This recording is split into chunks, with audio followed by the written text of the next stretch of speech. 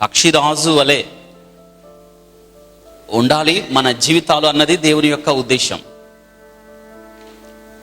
Bible గ్రంథంలో చాలా సందర్భాల్లో దేవుడు ప్రకృతిని చూపిస్తూ మాట్లాడుతున్నాడు మనతో, జంతువులను చూపించి మాట్లాడుతున్నాడు మనతో, పక్షులను చూపించి మాట్లాడుతున్నాడు మనతో. ఎందుకంటే వాటిని గమనించడం ద్వారా, వాటిని చూసి నీవు నేను నేర్చుకుంటామన్నది దేవుని యొక్క ఉద్దేశం.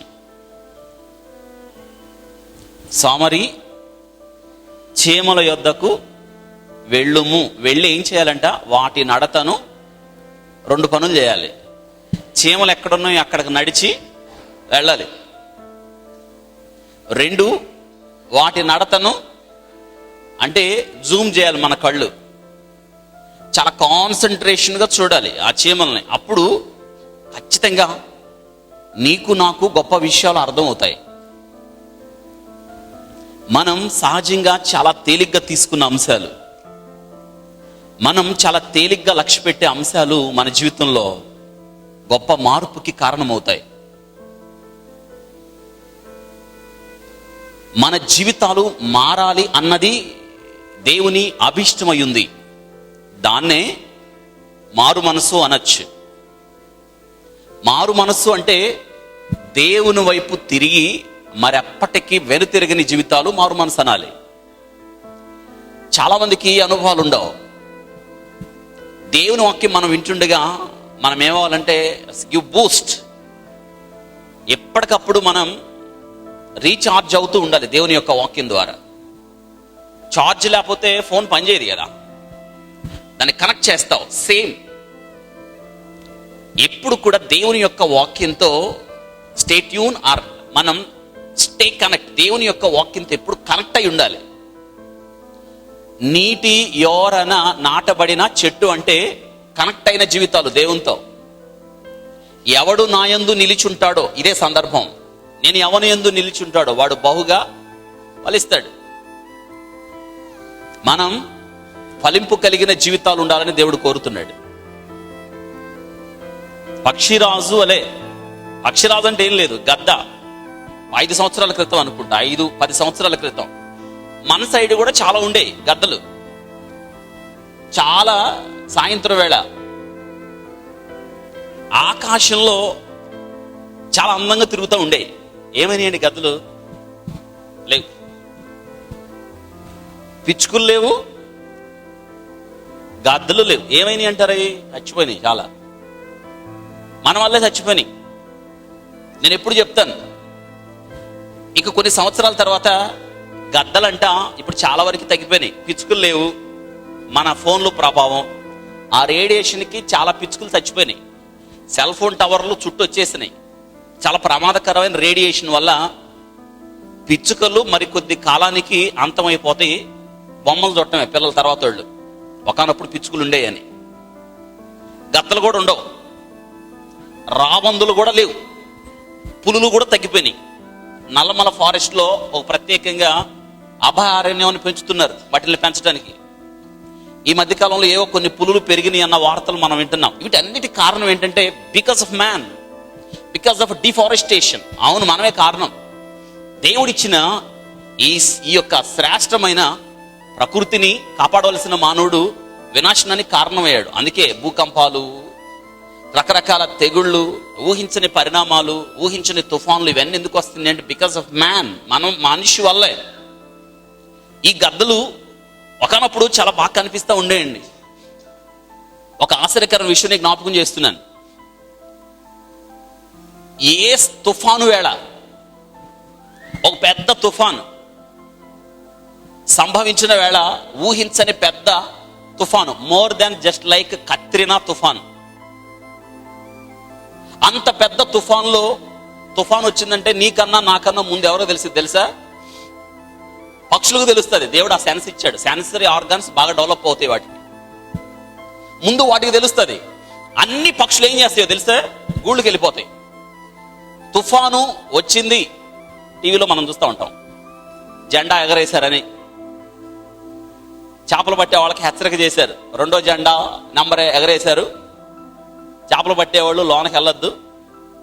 కలెక్టర్ కేంద్రాలయంలో ఏం పెట్టారు? ప్రత్యేక కేంద్రం పెట్టారు. ఏంటది? ఇవన్నీ చూస్తూ ఉంటాం. అయితే ఒక విషయం తెలుసా, మిగతా పక్షులన్నిటికీ తుఫాన్ వచ్చింది అనగానే గూళ్ళకి వెళ్ళిపోతే బయటికి రావు, ఒక్క పక్షిరాజు తప్ప. దానికి భయమే లేదు తుఫాన్ అంటే. ఎందుకో తెలుసా? తుఫాను వేళ తన బలాన్ని పరీక్షించుకుంటుంది. తన రెక్కలు ఎలా ఉన్నాయి, తన శరీరం ఎలా ఉంది అంటే, తన ఎంత స్టామినా ఉందో, తనకి ఎంత పవర్ ఉందో, తనకి ఎంత విగర్ ఉందో, తన రెక్కలు ఎంత బలిష్టంగా ఉన్నాయో, ఎంత జాగ్రత్తగా ఎగరగలదో. ఓన్లీ వన్ ఆపర్చునిటీ, అదే తుఫాను వేళ. సేమ్ క్రైస్తవ జీవితాల్లో తుఫాను వేళ నువ్వేంటో తెలుస్తుంది. నీ జీవితంలో కష్టం వచ్చిన వేళ, గాలికి ఎదురీదుతున్న వేళ, ఊహించని పెద్ద తుఫాను వచ్చిన వేళ, వాట్ యు ఆర్, నువ్వేంటో నీకు అర్థమవుతుంది. అందుకే పక్షి మామూలు పక్షి కాదు అది. దాని పక్కన ఇంకొక పేరు జోడించాడు. ఏంటంటే అది, ఎందుకంటే రాజు అన్నాడు దాన్ని. దేనికంటే రాజు అది? ఎందుకంటే పక్షి జాతుల్లో స్టడీ ఆఫ్ బర్డ్స్, పక్షుల గురించి తెలిపే శాస్త్రాన్ని ఆర్నిథాలజీ అన్నాం కదా. ఆర్నిథాలజీ, ఈ పక్షుల గురించి తెలిపే ఈ శాస్త్రంలో ఈ గద్దంత బలమైన పక్షి మరొకటి లేదు కదా. అరణ్యానికి లేదా అడవికి సింహాన్ని ఏమంటాం? రాజు. అది కూడా ఏంటంట, ఏ రాజు అది అంటే జంతువులన్నిటికీ రాజు. ఏంటది? సింహం. పక్షులన్నిటికీ రాజు ఇది. ఎవరు? మరి నువ్వెవరు? ఎవరండి? నీచ నికృష్టమైన పనికి మాలిన వాడు ఎవడన్నా వాడంటే నువ్వు నేను. ఎవరిని కాపాడవు. దేవుడిచ్చిన ఈ శ్రేష్టమైన ప్రకృతిని నాశనం చేస్తావు నువ్వు నేను. అన్నం లేకపోయినా బ్రతుకుతావు, కానీ ఫోన్ లేకపోతే, ఫేస్బుక్ లేకపోతే బతుకుతావు నువ్వు? ఫేస్బుక్లో లైక్లు కావాలా నీకు? అసలు ఫేస్బుక్ తెలుసా అండి? ద బుక్ వితౌట్ ఫేస్, ముఖము లేని పుస్తకం. ఏంటంటే అది ఏమా మారు వేషంలో నిన్ను వినాశనానికి లాక్కెళ్తున్న పుస్తకం, డిస్గైజింగ్ యూ. మారు వేషంలో ఎంతమంది జీవితాలు. అవును, గమనించండి. దేవుడి యొక్క వాక్యంలో కొన్ని ప్రాముఖ్యమైన సత్యాలు దేవుడు నేర్చుకోమంటున్నాడు మనల్ని. ఒక సత్యాన్ని దేవుడు చెప్పాడు అంటే, ఒక ప్రాముఖ్యమైన విషయాన్ని దేవుడు మనకు జ్ఞాపకం చేయాలని ఇష్టపడుతున్నాడు. ఈ దినాన మనందరూ ఇంతమందిని కూర్చోబెట్టి దేవుడు ఒట్టిగా ఎప్పుడు పంపడు. నీ చేతుల నిండా మన్నా ఇచ్చి, గుండెల నిండా దేవుని వాక్యాన్ని నింపి, బలము లేని నిన్ను బలపరిచి, స్థిరము లేని నిన్ను నిలబెట్టి, ఓడిపోయిన నిన్ను గెలిపించి, కూలిపోయిన నిన్ను బండ మీద నిలబెట్టి, తల దించుకున్న నిన్ను తల ఎత్తి, చేతకాని వాడు అనుకున్న నిన్ను నీకు బలం ఇచ్చి, నా కృప నీ బలహీనతలో పరిపూర్ణమవుతుంది ఇస్తుంది దేవుని యొక్క వాక్యం. గట్టిగా చప్పట్లు కొడదాం. ఈరోజు ఎంతమంది బలహీనులుగా ఉన్నారో, ఎంతమంది ఓడిపోయిన వాళ్ళు ఉన్నారో, బూస్ట్.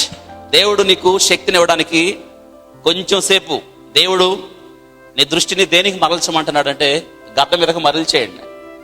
మనం కూడా అప్పుడప్పుడు అనుకుంటాం, చా ఈ జీవితం లేకపోయినా నాకు కూడా రెక్కలుంటే ఎగురుకొని, అంటే ఆడికి వెళ్దామని. మీరే చెప్పండి, ఆడికి వెళ్దాం అనుకుంటున్నారు? చెప్పండి.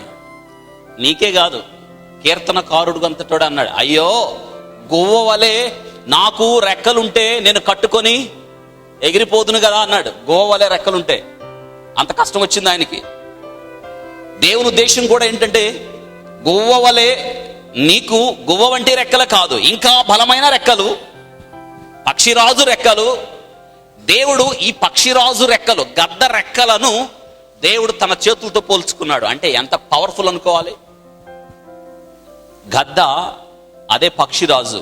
పురాతనమైన కాలంలో కాదు, జస్ట్ ఇంకా కొంచెం మనకి కరెక్ట్గా ఒక 50-100 సంవత్సరాల ముందు, 150 సంవత్సరాల ముందు ఒక బలమైన రాజు కావచ్చు, ఒక బలమైన చక్రవర్తి కావచ్చు, ప్రపంచ విజేతలు ఎవరైనా వాళ్ళ వెనక ఏం గుర్తేసుకునేవాళ్ళు అంటే పక్షిరాజు గుర్తేసుకునేవాళ్ళు.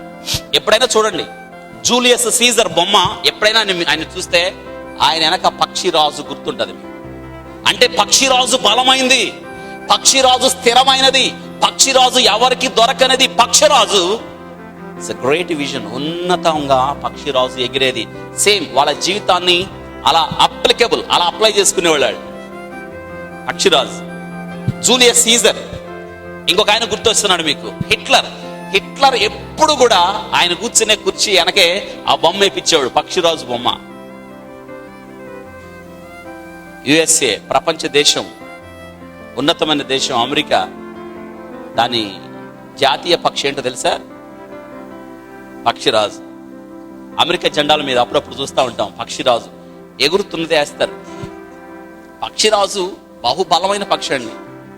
ఎంత బలమైందో దేవుడు ఎందుకు దినాన మనకి వాక్యం ద్వారా ఆయన మాట్లాడుతున్నాడు. ఎందుకు దినాన వాక్యం ద్వారా నేను జ్ఞాపకం చేస్తున్నాను. హృదయాంతరంగాలు ఎరిగిన దేవుడు ఆయన. మన హృదయాల్లో చాలాసార్లు బరివెక్కిపోయిన హృదయాలు, అర్థం కాని పరిస్థితుల మధ్య కొట్టాడుతున్న హృదయాలు, చాలా మంది చాలా అర్థం కాని పరిస్థితుల్లో దేవుడు అంటున్నాడు, పక్షిరాజు వలె ఉండండి. కష్టాలు వాటంతా అవే పోతాయి, బాధలు వాటంతా అవే పోతాయి. ఎందుకంటే బాధల వైపు చూడమాక, రెక్కలు ఇస్తాను ఎగిరిపో పక్షిరాజులాగా అంటున్నాడు దేవుడు. 2 ప్రాముఖ్యమైన వచనాలు నేను జ్ఞాపకం చేయాలని ఇష్టపడుతున్నాను. యెషయా గ్రంథం చూడండి, దేవుని యొక్క వాక్యాలు. యెషయా గ్రంథం ప్రభు ఏం మాట్లాడుతున్నాడు చూడండి. 31వ వచనం, 40వ అధ్యాయం 31వ వచనం. యెహోవా కొరకు ఎదురు చూచువారు నూతన బలం పొందుదురు అన్నాడు. ఎవరి కొరకు ఎదురు చూచేవారంట? యెహోవా కొరకు ఎదురు చూచువారు. ఖచ్చితంగా నువ్వు ఎవరి కొరకు ఎదురు చూడాలి? కానీ అది చెయ్యం కదా. ఎవరో వస్తారు, తర్వాత ఏదో చేస్తారు. ఎవరో వస్తారు, ఏదో చేస్తారని ఎదురు చూడొద్దు. ఎదురు చూడటం ద్వారా ఏమవుతావు? మోసపోతావు. ఎవరు రారు, ఏం చేయరు. నువ్వు ఎదురు చూడాల్సింది వెయిట్ అపాన్ ద లార్డ్, అంతే. దేవుని మీద నేను ఆధారపడటం తప్ప మరొకటి మనం ఏది చేసినా, యెహోవా కొరకు ఎదురు చూచువారు నూతన బలం పొందుదురని దాని లింక్ వర్స్ చూడండి. ఆ లింక్ ఏం చెప్తున్నాడో ఏంటంట? వారు ఏం చేస్తారంట? వారు ఎవరంట? వారు యెహోవా కొరకు ఎదురు చూచువారంట పక్షి రాజుల వలె రెక్కలు చాపి ఎక్కడికి? పైకి. పక్షి రాజు వలె వెంటనే రెక్కలు ఏం చేసి చాపి పైకి. It's wonderful verse. ఇంకొక విషయాన్ని జ్ఞాపకం చేస్తాను. కీర్తనకారుడు రాస్తున్నాడు, 103వ కీర్తన 5వ వచనం. 103వ కీర్తన 5వ వచనం. పక్షిరాజు యవనము వలె నీ యవనము కొత్తదగుచుండునట్లు. ఏంటంట? ఏంటి? పక్షిరాజు యవనము వలె నీ యవనం ఏమవ్వాలి? మనిషి జీవితంలో అత్యధికమైన బలము కలిగిన వయసు ఏదంటారు? ఇప్పుడు మనిషి జీవితంలో పుట్టడం, బాల్యం, యవన దశ లేదా కౌమారం, యవన దశ, తర్వాత మధ్యస్థ, నడి వయసు, వృద్ధాప్యం, వీటిల్లో బలమైన వయసు ఏది? పర్లేదు, పెద్దోళ్ళైనా పర్లే. మీకేమొచ్చింది ఇప్పుడు ఈ వాక్యం వింటే? బలం వచ్చింది. మీరు కూడా యూత్ అండ్ యంగ్ డైనమిక్ అయిపోవాలి ఇప్పుడు వాక్యం విన్న తర్వాత. ఎవ్వరు మిమ్మల్ని ముసలివాళ్ళు అన్నా మీరు అస్సలు ఒప్పుకోకండి. ఏం చేయాలి? మేము వెంటనే ఈ వాక్యం చదువుకోండి. ప్రభువా, పక్షిరాజు వాక్యం చెప్పావు, నాకు బలం ఇవ్వు, నేను పైకి ఎగిరిపోవాలి కదా. ఈరోజు దేవుని యొక్క వాక్యంలో ఇక్కడ కీర్తనకారుడు అంటున్నాడు, పక్షిరాజు యవ్వనము వలె నీ యవ్వనము ఏమవుతుండాలి? Renewing your strength. న్యూ, కొత్తదవుతూ ఉండాలి, మళ్ళీ కొత్తదవుతూ ఉండాలి. పక్షిరాజుని దేవుడు జ్ఞాపకం చేస్తున్నాడు. పక్షిరాజు అది గద్దే. ఇన్ని విషయాలు దేవుడు మన కొరకు దాచి ఉంచాడు. ఎందుకంటే టు చేంజ్ యువర్ లైఫ్. ఎందుకు తెలుసా? ఈ గద్ద, ఈ పక్షిరాజు ఆల్ ద టైం, ప్రతిసారి కూడా చేంజింగ్ హర్ సెల్ఫ్. అది తన జీవితాన్ని తను మార్చుకుంటా ఉంటుంది. అది ఏ పక్షి చేయని ఒక అడ్వెంచర్, ఏ పక్షి చేయని ఒక సాహసం, ఏ పక్షి చేయని ఒక ఆలోచన ఈ గద్ద చేస్తదంట.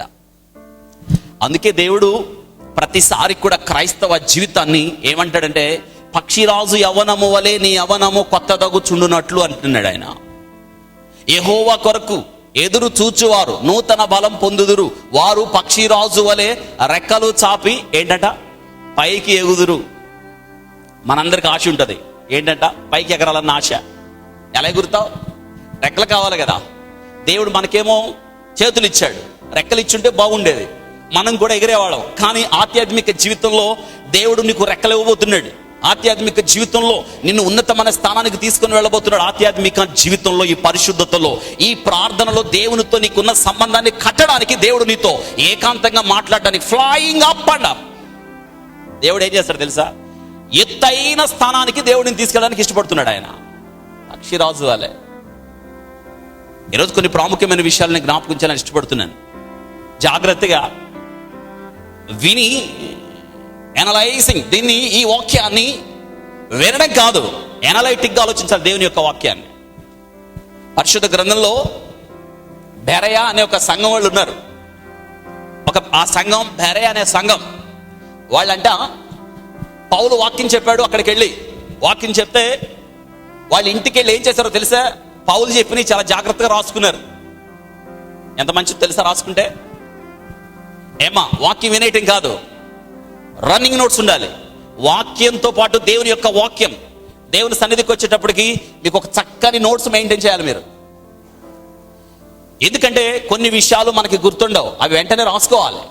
బెరయా సంఘం వాళ్ళు ఎప్పుడో కొన్ని వందల సంవత్సరాల క్రితం వాళ్ళు పౌలు వాక్యం చెప్తే రాసుకుంటా ఉన్నారు. వాళ్ళు రాసుకొని ఇంటికి వెళ్ళి ఏం చేస్తారు తెలుసా? బైబిల్ దగ్గర పెట్టుకున్నారు. పౌలు చెప్పిన వాక్యం, పౌలు బోధించిన బోధ, పౌలు ప్రకటించిన సువార్త ఈ వాక్యం ప్రకారం ఉందా లేదా అని పరిశోధించారంట. చక్కని లక్షణం మనం నేర్చుకోవాలి. వినేసి వెళ్ళిపోవడం కాదు, విని చెప్పిన బోధ, విన్న వాక్యం దేవుని వాక్యం ప్రకారం ఉందా? సొంత బోధ చెప్పేశారా? ఇష్టం వచ్చినట్టు మాట్లాడేశారా? లేదా సొంత ఆలోచనతో చెప్పారా? వాళ్ళకి వాగ్దాటి ఉంది కాబట్టి చమత్కారపు కథలు ఏమన్నా చెప్పారా? కట్టుకథలు ఏమన్నా చెప్పారా? నిర్ద్వందంగా తోచిపుచ్చాలి ఆ వాక్యం. మనం అసలు వినకూడదు. అసలు అవి ఒకసారి చాలా మందికి ఆ వాక్యాలను వచ్చుతాయి. ఎందుకో తెలుసా? అందులో చాలా ఏదేదో మిక్స్ చేసి చెప్తారు, చాలా కలిపి చెరిపేడు బోధలు. నీకు తాత్కాలికంగా ఆనందం కలిగించచ్చేమో, కానీ నీ యొక్క ఆధ్యాత్మిక జీవితానికి ఏమేమి చేయవు ఆ బోధలో. నీవు ఏ వాక్యం వింటున్నావో పౌలు చెప్తాను, నువ్వేం వింటున్నావో చాలా జాగ్రత్తగా చూసుకో. ఏ వింటున్నావో, వింటం అనేది చాలా ప్రాముఖ్యమైన విషయం. ఏ వింటున్నావో, ఏది పడితే అది వినకూడదు. మళ్ళీ నువ్వు విన్నది వాక్యాన్ని దగ్గర పెట్టుకో. ఎందుకో తెలుసా? ఇది మన జీవితాలకి కావాల్సిన శ్రేష్టమైన వాక్య భాగాలు ఇవన్నీ కూడా. అవును, మీరు ఏదైతే వింటున్నారో, ఏదైతే రాసుకుంటున్నారో, ఏదైతే విశ్లేషణాత్మకంగా, పరిశోధనాత్మకంగా దేవుని యొక్క వాక్యాన్ని వింటున్నారో, అది ఇంతటితో వదిలేయకూడదు.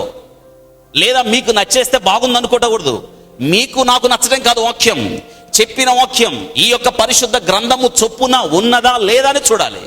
ఉంటేనే దాన్ని రిసీవ్ చేసుకోవాలి. లేకపోతే నిర్ద్వందంగా వాక్యానుసారముగా దేవుడిచ్చిన పరిశుద్ధ గ్రంథం, లేఖనానుసారమైన వాక్యం అలా లేకపోతే దానిని మనం స్వీకరించాల్సిన అవసరం ఏమాత్రం లేదు. ఈరోజు వాక్యం వింటున్న మనం ఎప్పుడు కూడా అటువంటి మనసు మనకు కలిగి ఉండాలి. దేవుని యొక్క వాక్యంలో పక్షిరాజు, ఈరోజు మనందరి జీవితాలు ఎలా ఉండాలని దేవుడు కోరుతున్నాడంటే, పక్షిరాజు లాగా ఉండాలని దేవుడు కోరుతున్నాడు. పక్షిరాజు లాంటి జీవితం, పక్షిరాజు లాంటి వ్యక్తిత్వం, పక్షిరాజు లాంటి రెక్కలు చాపి ఎగిరే తత్వం, పక్షిరాజు లాంటి తుఫానును ఎదుర్కొనే ధీరత్వం మన జీవితాల్లో, మరి ముఖ్యంగా క్రైస్తవ జీవితాలలో రక్షణ పొందిన ప్రతి ఒక్క వ్యక్తి కూడా, యేసుక్రీస్తు రక్తము ద్వారా కడగబడి యేసుక్రీస్తు యొక్క అడుగుజాడలో నడుస్తున్న ప్రతి ఒక్క వ్యక్తి కూడా ఈ యొక్క పక్షిరాజు వంటి లక్షణాలు మన జీవితంలో కలిగి ఉండాలని దేవుడు కోరుతున్నాడు. ఎప్పుడైతే మనం ఇట్లాగా వాక్యాన్ని మనం నేర్చుకుంటామో, దేవుడు కూడా మన జీవితాలను చూసి ఆయన సంతోషించే దేవుడై ఉన్నాడు. ఆయన మన జీవితాలను చూసి ఆయన ఆనందించే దేవుడై ఉన్నాడు. మన జీవితాల ఎడల ఆయనకు ఒక సంకల్పం నెరవేర్చడానికి ఆయన ఇష్టపడుతున్నాడు. ఎందుకంటే యోహాను భక్తుడు రాస్తున్నాడు, నా పిల్లలు సత్యమును అనుసరించి నడుచుకొనుచున్నారని వినుట కంటే నాకు ఎక్కువైనా సంతోషం లేదంట. దేవుడికి కూడా సంతోషం ఉంటుందా? అవును. దేవుడికి కూడా ఎమోషన్స్ ఉంటాయా? ఉంటాయి. నీవు ఆ సత్యమును అనుసరించి నీవు నడిస్తే ఆయన ఎంతగానో సంతోషించే దేవుడు. చూడండి, ఈ యొక్క ప్రాముఖ్యమైన విషయంలో ఒక ప్రాముఖ్యమైన విషయంలోకి మనం వెళ్తున్నాం. ఇప్పుడు ఎగరాలి అంటే ఇందాక చదువుకున్న వాక్య ప్రకారం యెహోవా కొరకు ఎదురు చూచువారు నూతన బలం పొందుదురు, వారు పక్షిరాజు వలె రెక్కలు చాపి పైకి ఎగుదురు అన్నారు కదా. ఇప్పుడు పైకి ఎగరాలి అంటే కొన్ని ప్రాముఖ్యమైన విషయాలు ఉన్నాయి క్రైస్తవ జీవితంలో.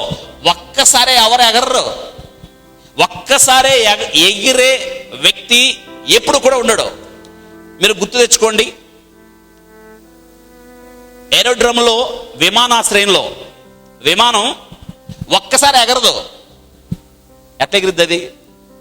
ముందు దానికి చక్రాలు ఉంటాయి కదా, చక్రాలతో ముందు బస్సులాగా లేదా చక్రాలతో ముందు అదేం చేస్తుంది, ముందు అది స్టార్ట్ అయింది. క్రమక్రమంగా ఆ రన్వే మీద క్రమక్రమంగా స్పీడ్ అందుకుంటుంది. అది స్పీడ్ అందుకొని ఆ స్పీడ్లోనే ఏమైంది, అది పైకి ఎగిరేది. ఇది రన్వే మీద విమానం వెళ్ళే పరిస్థితి. కానీ క్రైస్తవ జీవితంలో పరిగెత్తడానికి ముందు కూడా మరికొన్ని అనుభవాలు ఉన్నాయి. చూడండి, దేవుని యొక్క వాక్యంలో మీకు స్క్రీన్ మీద కనిపిస్తుంది, రైట్ డౌన్. క్రైస్తవ జీవితంలో అనుభవాలు. అపోస్తల కార్యాలు 3వ అధ్యాయం 8వ వచనంలో అక్కడ ఎగరడానికి ముందు ఏం చేయాలో అద్భుతమైన విషయం అక్కడ ఉంది. అపోస్తల కార్యాలు 3వ అధ్యాయం. పేతురు యోహాన్లు శృంగారమను దేవాలయం దగ్గర వారు ప్రార్థన సమయానికి 3 గంటలకు వెళ్తున్నప్పుడు అక్కడ ఎవరున్నారండి? అక్కడ భిక్షమడుకునే ఒక కుంటివాడు ఉన్నాడు. అక్కడ వాడు దేవాలయంలోకి వెళుతున్న పేతురు యోహాన్లు చూసి అన్నాడు, భిక్షం అడుగుతుంటే వీరిద్దరు ఆగిపోయారు. అక్కడ ఆగిపోయి క్రైస్తవ జీవిత అనుభవాలు, లేచుట, నిలుచుట, నడుచుట, గంతులు వేయట, పరిగెత్తుట, ఎగురుట, పైకి ఎగురుట, స్టెప్స్ ఇక్కడ ఉన్నాయి. అందుకే నేను మీకు ఈ రెఫరెన్స్ చూపించాను. నేను 3వ అధ్యాయం 8వ వచనంలో ఉన్నాయి ఎక్స్పీరియన్సెస్ అన్ని, క్రైస్తవ జీవిత అనుభవాలు. లేచుట, తర్వాత లేచినోడు నిలవడం, నిలిచినవాడు నడవటం, నడిచినవాడు తర్వాత గంతులు వేసినోడు పరిగెత్తడం, పరిగెత్తినోడు ఎగరడం, ఎగిరినోడు ఇంకా పైకి ఎగరటం. చిన్నపిల్లలు మీరు జ్ఞాపకం చేసుకోండి, అర్థమైపోద్ది.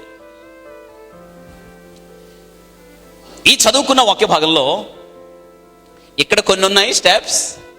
ఈ 3వ అధ్యాయం 8వ వచనంలో ఎక్కడ దాకా ఇచ్చాడు అంటే నడుచుటూ గంతులు వేయడం దాకా వచ్చింది. ఇక్కడ గంతులు వేసే పరిస్థితుల్లో వాడు దేవుని స్తుతిస్తూ దేవాలయంలోకి వెళ్ళాడు. అంతటితో చాలదు, దేవాలయంలోకి వెళ్లే వరకు కూడా వాడు నడిచే స్థానానికి వెళ్ళాడు. ఆధ్యాత్మిక జీవితంలో నడవటం చాలదు, రన్. అందుకే దీనికి లింక్ మీకు జ్ఞాపకం చేశాను. యెషయా గ్రంథంలో ఇందాక చదివాను, యెహోవా కొరకు ఎదురు చూచువారు నూతన బలం పొందుదురు, వారు రెక్కలు చాపి పైకి ఎగుదురు. దాని కింద అలయక పరిగెత్తుదురు, సొమ్మసిల్లక నడవటం. దీనికి లింక్ చేయాలి మీరు, అప్పుడు మీకు 7 విషయాలు గుర్తొస్తాయి. అంటే ఇప్పుడు నేను మీకు జ్ఞాపకం చేస్తున్నాను, మనం దేవుడు ఏ స్థానాన్ని కోరుతున్నాడు అంటే 7వ విషయంలో మీరు జ్ఞాపకం చేస్తున్నాను. 7వ విషయంలో పైకి ఎగరడం. నువ్వు పైకి ఎగరాలంటే మొట్టమొదట నీ ఉన్న స్థానము నుండి నువ్వు లేవాలి. లేచి, చాలా మంది లేవరు. ఇప్పుడు వీడు దేవాలయంలోకి వెళ్ళాలి అంటే వాడు సుదీర్ఘ కాలము నుండి వాడు భిక్షగాడు అక్కడే కూర్చొని అడుక్కుంటా ఉన్నాడు, వచ్చేవాళ్ళని పోయేవాళ్ళని. ఇప్పుడు వాడి జీవితం మార్చాలి అంటే, టు చేంజ్ హిజ్ లైఫ్, వాడి జీవితాన్ని మార్చి దేవాలయంలోకి వాడిని తీసుకొని వెళ్ళాలంటే వాడు నడవాలి. వాడి నడవాలి అంటే వాడు ముందు 3వ అనుభవంలోకి రావాలంటే 2 అనుభవాలు జరగాడు. ముందు వాడి స్థితి నుండి వాడు లేవాలి కదా. వాడు లేచిన తర్వాత వాడు మళ్ళీ పడిపోకుండా జాగ్రత్తగా నిలిచి, పౌలు అంటున్నాడు, ఒకడు నుంచున్నాను అనుకున్నవాడు పడిపోకుండా, అంటే పడిపోవడానికి అవకాశం ఉందా? ఉంది. జాగ్రత్తగా నిలబడాలి. ముందు ఎట్టకొట్ల లేచాడు వాడు లేవటం వాడి జీవితంలో మొట్టమొదటిసారి. అందుకే వాడు లేచిన వాడు జాగ్రత్తగా నుంచోవాలి. నుంచున్నవాడు పడిపోకుండా జాగ్రత్త పడాలి. ఇంకా పర్వాలేదు నేను నుంచున్నాను అన్న తర్వాత వాడు అడుగులు వేయాలి, నడవాలి. నడిచిన తర్వాత కొంచెం ఇంకా వేగం పెంచాలి. ఆ వేగంలో వాడికి వచ్చే ఆనందంలో వాడు గంతులు వేస్తాడు. అంటే గంతులు ఎప్పుడు వేస్తాడు? నడవటం బాగా వచ్చినోడే ఏమేస్తాడు? గంతులు వేస్తాడు. అంతేగాని నడక రానోడు గంతులు వేస్తే ఏమవుతాడు? ఖచ్చితంగా పడతాడు. ముందు నడవడం నేర్చుకున్న వాడే గంతులు వేస్తాడు కదా. వాడు గంతుల్లోనే పరిగెత్తడం నేర్చుకుంటాడు. పరిగెత్తడం, ఇప్పుడు విమానం రన్వే మీద విమానం స్పీడ్గా పరిగెత్తి ఏమవుతుందంటే అది ఎగురుతుంది. దేవుడు మన జీవితాల్లో కూడా వన్ బై వన్ ఒకదాని తర్వాత ఒకటి మన జీవితాల్లో ఎగిరే అనుభవం కావాలి. చాలా మంది అండి మొట్టమొదటి అనుభవంలోనే కాసేపు లేచి కాసేపు పలిపోవటం, కాసేపు లేచినట్టే లేచి ప్రభువా నన్ను లేపు నాయనా, దేవుడు లేపానరా నాయనా, సరిగ్గా నిలబడి నుంచోరా అంటే మళ్ళీ పడిపోవటం, మళ్ళీ జారిపోవటం. ప్రభువా నేను పడిపోయాను నాయన, దేవుడు అంటాడు పడిపోయినంత వరకు చాలా అక్కడే ఉండు, ఇంకా లేపటం ఎవరి తరం కాదు. బుద్ధి లేనోడా వాడు బుద్ధి వచ్చినప్పుడు లేచి అక్కడే ఉన్నాడు, తండ్రి దగ్గర పరిగెత్తాడా? అది ఎన్ని స్టెప్స్ వచ్చేసిన చూసాడు వాడు లేవటం అడుగు వేసుకుంటా ముందు నుంచున్నాడు వాడు. అమ్మో నేనేంటి ఎక్కడ నుంచున్నాను, అసలు నేనేంటి ఇక్కడ ఉన్నాను, పందులు తినే పొట్టు ఇక్కడ, చీచి ఎందుకున్నాను ఇక్కడ. వాడు ముందు లేచి నిలిచి నడిచి తండ్రి దగ్గర అయ్యే కొంది ఏమయ్యాడు వాడు? పరిగెత్తిన వాడిని తండ్రి ఏం చేశాడు తెలుసా? గాల్లో తేల్చాడు. వీడు అనుకున్నాడు నీ పని వాళ్ళల్లో నన్ను ఒకడిగా చేర్చుకుంటే, తండ్రి అంటున్నాడు ఎవరక్కడ? వీడికి ఉంగరం, వీడికి చెప్పులు, ఇంకా వీడికి వస్త్రం తొడిగించండి. వాడన్నాడు నీ కుమారుడిగా ఉండడానికి తండ్రి ఒప్పుకోలేదు. ఆ మాట అంటే తండ్రి ఒప్పుకోలే. ఆడంటున్నాడు ఈ నా కుమారుడు. ఎవరంట? ఈ నా కుమారుడు తప్పిపోయి దొరికెను, చనిపోయి విందు. చూసారా? వాడు లేచిన వాడిని తిరిగి తండ్రి చేతుల్లోకి రాగా కుమారుడిగా ఉన్నతమైన స్థానంలో, అదే పైకి ఎగరడం. ఈరోజు నువ్వే స్థితిలో ఉన్నా కానీ, నువ్వే స్థితిలో ఉన్నావో దేవుని యొక్క వాక్యం ముందుకు వచ్చి ఆ వాక్యము ద్వారా నిన్ను పరీక్షించుకుందాం, లేవనెత్తబడదాం. ప్రభువా నన్ను లేపినైనా నిజమే, చాలాసార్లు పాపం చేస్తున్నాను, చాలాసార్లు దోషాలు అపరాధాలు నేను ఊహించని పరిణామాలు నా జీవితంలో జరుగుతున్నాయి. చెయ్యకూడదని తెలుసు, అదే చేస్తున్నా. ఇది పాపం అని తెలుసు, అక్కడికే వెళుతున్నా, మళ్ళీ వెళుతున్నా. నన్ను లేపినైనా లేచిన నేను మరెన్నడూ కూడా మళ్ళీ కూలిపోకుండా, జారిపోకుండా, వెనుతిరిగిపోకుండా నా జీవితాన్ని కట్టు ప్రభువా అంటే చాలు. పక్షిరాజులాగా దేవుడు నీ జీవితాన్ని నా జీవితాన్ని మలచడానికి, పక్షిరాజులాగా దేవుడు నీ జీవితాన్ని నా జీవితాన్ని మార్చడానికి ఇష్టపడుతున్నాడు. ఇక్కడ ఎంతమంది అయితే కూర్చున్నారో మనందరి జీవితాలు మనం చివరి అనుభవంలోకి రావాలని దేవుడు ఇష్టపడుతున్నాడు. చివరి అనుభవం మధ్యలో ఎక్కడ మీరు ఆగడానికి వీల్లేదు. క్రమక్రమంగా నువ్వు కిందకు వచ్చేసేయాలి. విమానం రన్వే మీద క్రమక్రమంగా స్పీడ్ అందుకుంటుంది. క్రమక్రమంగా వేగం పుంజుకొని టక్మని గాల్లోకి లేసింది.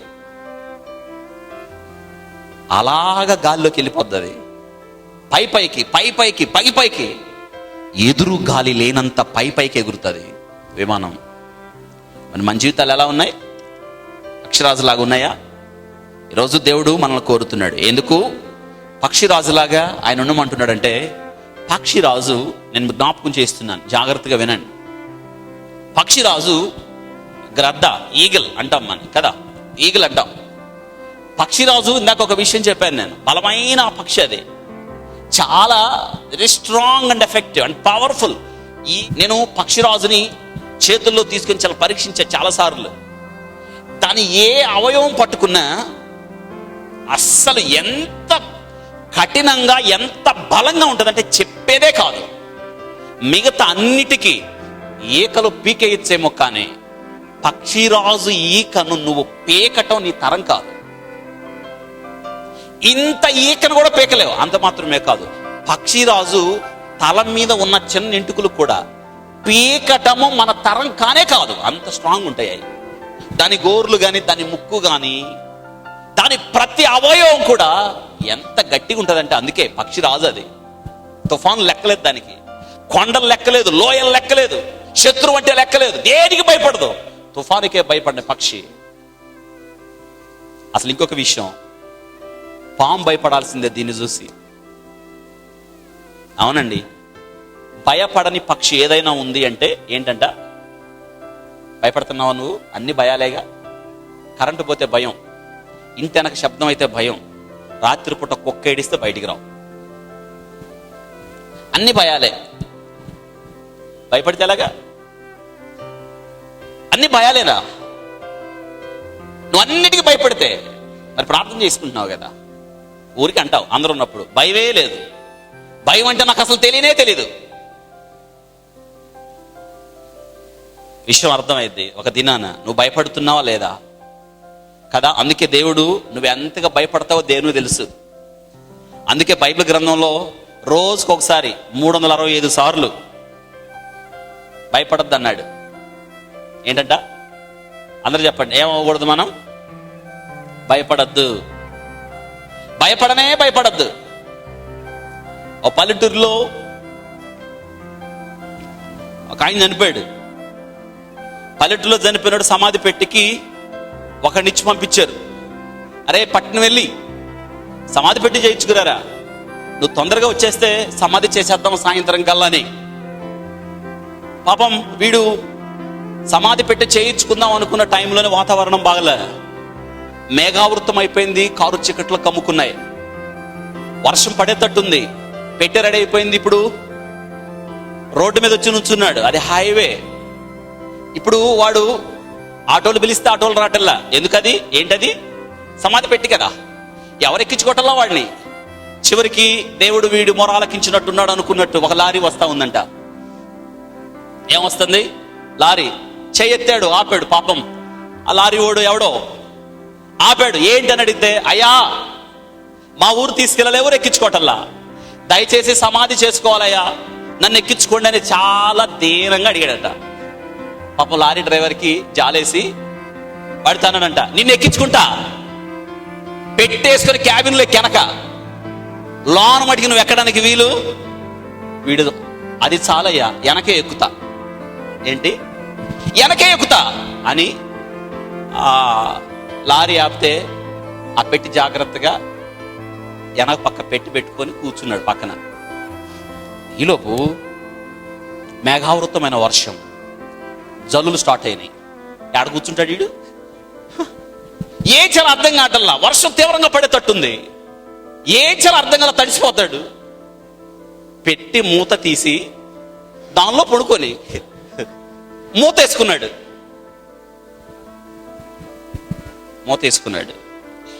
బండి వెళ్తుంది.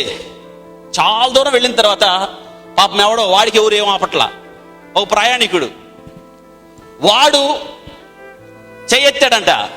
డ్రైవర్ ఆపకూడదు అనుకొని ఏమన్నాడంట, అరే పాపం వెనక ఒక్కడే ఉన్నాడు, వాడికి తోడుంటాడు వీడు అని ఏం చేశాడంటే ఆపి వెనకెక్కన్నాడంట. వీడు అమ్మ ఎవరు ఆపట్లేదని వెనకెక్కి ఒక్కసారి అవాక్ అయ్యాడంట. అర్రే సమాధి పెట్టిని తీసుకుపోతున్నారా వీళ్ళు అని ఏం చేశాడంటే, సమాధి పెట్టి వైపు కూడా చూడకుండా ఇడి తిరిగి గట్టిగా పట్టుకొని ఉంచున్నాడు. రోడ్డు వైపు చూస్తా వెళ్తుంది. వర్షం కురుస్తానే ఉందండి. ఈ వర్షానికి లోనున్న వేడికి లోన పడుకున్న వాడికి హాయిగా కాసేపు నిద్ర వచ్చింది. అది జరిగిన విషయం. ఏమొచ్చింది? నిద్ర వచ్చింది. రైలు వెళ్తా ఉంది, ఈ యొక్క లారీ వెళ్తా ఉంది, వీడికి మెలుగు వచ్చింది. లోన మెలుగు రాగానే పైన చినుకులు శబ్దం ఆగిపోయింది. వెంటనే ఒక్కసారి మూత తీసి ఆపోయా లారీ అని పరిగెత్తాడట. ఏంటి ఆడికి ఎట్టుంటుంది? ఒకసారి ఆలోచించండి. వాడంట ఆపోయా లారీ అనగానే ఎట్టుంటుంది మీరు ఆలోచించండి. ఖచ్చితంగా చచ్చినోడు లేచి ఏమంటున్నాడు? లారీ ఆపమంటాడు కాబట్టి నేను దూకటం. భయం చూసారా? భయం ఒక నిర్మాణాత్మకమైన ప్రమాణం, ఏది లేదు. Fear false, evidence appear normal. ఏది లేనిది ఉన్నట్టుగా చూపిస్తుంది, దట్ ఈస్ ఫియర్. అవునండి, అదే భయం. భయం నిన్నేం చేయదు, భయాన్ని నువ్వు వెంటాడాలి. నీకున్న భయము కోరల్ని యేసుక్రీస్తు వారు శిలువలో విరిచివేశాడు. అదే మరణపు ముళ్ళును విరిచివేశాడు. ఇంతకన్నా భయము కలిగించు శత్రువు లేదు. దాని కోరలు ఎప్పికిస్తే ఎందుకు భయపడుతున్నావు నువ్వు? ప్రతి విషయానికి భయమేనా? భయము లేని జంతువు ఏదైనా ఉందంటే ఇది సింహం. భయము లేని పక్షి ఏదైనా ఉందంటే పక్షిరాజు. అందుకే వాటి పక్కన రాజు అని చేర్చాడు దేవుడు. ఈరోజు ఒక ప్రాముఖ్యమైన విషయాన్ని జ్ఞాపకం చేస్తున్నాను. పక్షిరాజు సుదీర్ఘ కాలం బ్రతికిద్ది. ఏ పక్షి అంతకాలం బ్రతకదు. కొన్ని ప్రాంతాల్లో 100 సంవత్సరాలు బ్రతికిన గద్దలు ఉన్నాయి. అంటే పక్షిరాజు అంట 70 ఏళ్ల నుంచి 100 ఏళ్ల దాకా బ్రతికిద్ది లైఫ్ స్పాన్. అంటే అంత సుదీర్ఘమైన సంవత్సరాలు బ్రతికే పక్షి ఏది కూడా లేదు. ఇదేం చేస్తుందో తెలుసా? ఇందాక ఒక విషయాన్ని జ్ఞాపకం చేశాను. కీర్తనకారుడు ఎంత అద్భుతంగా రాశాడండి ఆ మాటలు. దేవుని ఆత్మ కలిగి ఎంత జ్ఞానాత్మకంగా రాశాడు. నేటి దినాన చాలా మందికి గొప్పగా జంతు శాస్త్రము చదివిన వారికి, పక్షుల గురించి చదివిన వారికి, శాస్త్రవేత్తలకు, నిపుణులకు అర్థము కాని విషయం యేసుక్రీస్తు పుట్టడానికి ముందు 1000 సంవత్సరాలకు ముందు దావీదు రాశాడు ఈ మాటలు. ఎంత గొప్పగా రాశాడు అంటాడు, పక్షిరాజు యవ్వనము వలె. అంటే ఏంటంట? పక్షిరాజుకి ఎప్పుడు ఏముంటదంట? యవ్వనం అంటే బలం ఉంటుందని అర్థం. యవ్వనం అంటే శక్తి ఉంటుందని అర్థం. యవ్వనం అంటే ఉత్సాహం ఉంటుందని అర్థం. యవ్వనం అంటే పురికొల్పు ఉంటుందని అర్థం. యవ్వనం అంటే ఆవేశం ఉంటుందని అర్థం. యవ్వనం అంటే తెగింపు ఉంటుందని అర్థం. అందుకే పక్షిరాజు యవ్వనము వలె అన్నాడు. పక్షిరాజు యవ్వనము వలె, నీ యవ్వనము కొత్తదగు చుడునట్లు. ఈ పక్షిరాజు అంట 40 ఏళ్ళు వచ్చేటప్పటికి అది సహజంగా కొంత బలహీన పడిద్దంట పక్షిరాజు. ఈ పక్షిరాజు భూమి నుండి 6000 నుండి 8000 అడుగులు ఎత్తు ఎరిగిద్దంట. ఆ సుదీర్ఘమైన ఎత్తు 6000 నుంచి భూమి నుంచి 8000 అడుగుల ఎత్తున ఎగురుతా ఉంటది. అది ఎప్పుడైతే 47 సంవత్సరాలు వచ్చినాయో ఇదంట ఈ పక్షిరాజు శారీరకంగా, అంతే కదా, సంవత్సరాలు పెరిగే కొంది మానవ దేహాలు బలహీనం అయిపోతాయి. సేమ్ అవి కూడా అంతే, వాటి దేహాలు బలహీనం అయిపోతాయి. ఇదంట 40 సంవత్సరాలు రాగానే ఈ పక్షిరాజు మునుపున్న బలం ఉండదు. ఇంతకు ముందేమో ఇది భూమి నుంచి 6000 నుంచి 8000 అడుగులు ఎత్తు ఎదిగింది. ఎప్పుడైతే 40 ఏళ్ళు వచ్చేస్తున్నాయో ఇది 3000 అడుగులు 4000 అడుగులు కన్నా ఎక్కువ ఎత్తు ఎగరలేదు. అలాంటప్పుడు ఇది ఏం చేస్తుందో తెలుసా? 2 ఆప్షన్స్ ఉన్నాయి దీని ముందు. 2 ప్రాముఖ్యమైన పనులు ఉన్నాయి. ఏంటో తెలుసా? 1 అది చచ్చిపోవడం, 2 తనలో మార్పు తెచ్చుకోవడం. ఈ 2 ఆప్షన్స్ ఉన్నాయి దాని ముందు. 1 బలహీన పడుతున్న శరీరాన్ని అలాగే ఉంచేసుకొని దానితో సంతృప్తి పొంది మిగతా జీవితాన్ని అలాగే కొనసాగించడం. 2వది ఏంటో తెలుసా? తనలో మార్పును అపేక్షించడం, తనలో మార్పును కోరుకోవడం.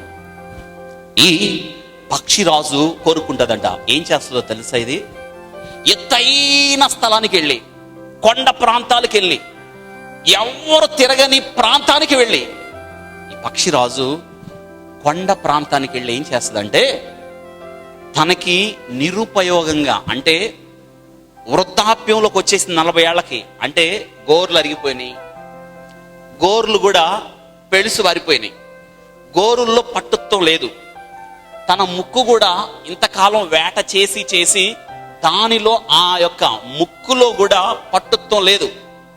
ఈ ఈకలు కూడా మునుపున్న సాంద్రత అనుకోవాలి, డెన్సిటీ అనుకోవాలి. మునుపున్న చిక్కదనం, మునుపున్న ఆ ఈకలలో గట్టితనం లేదు. అలాంటప్పుడు ఇది ఎగరలేదు. కాబట్టి ఇది ఏం చేస్తుందంటే ఒక ఎత్తైన స్థలానికి వెళ్ళి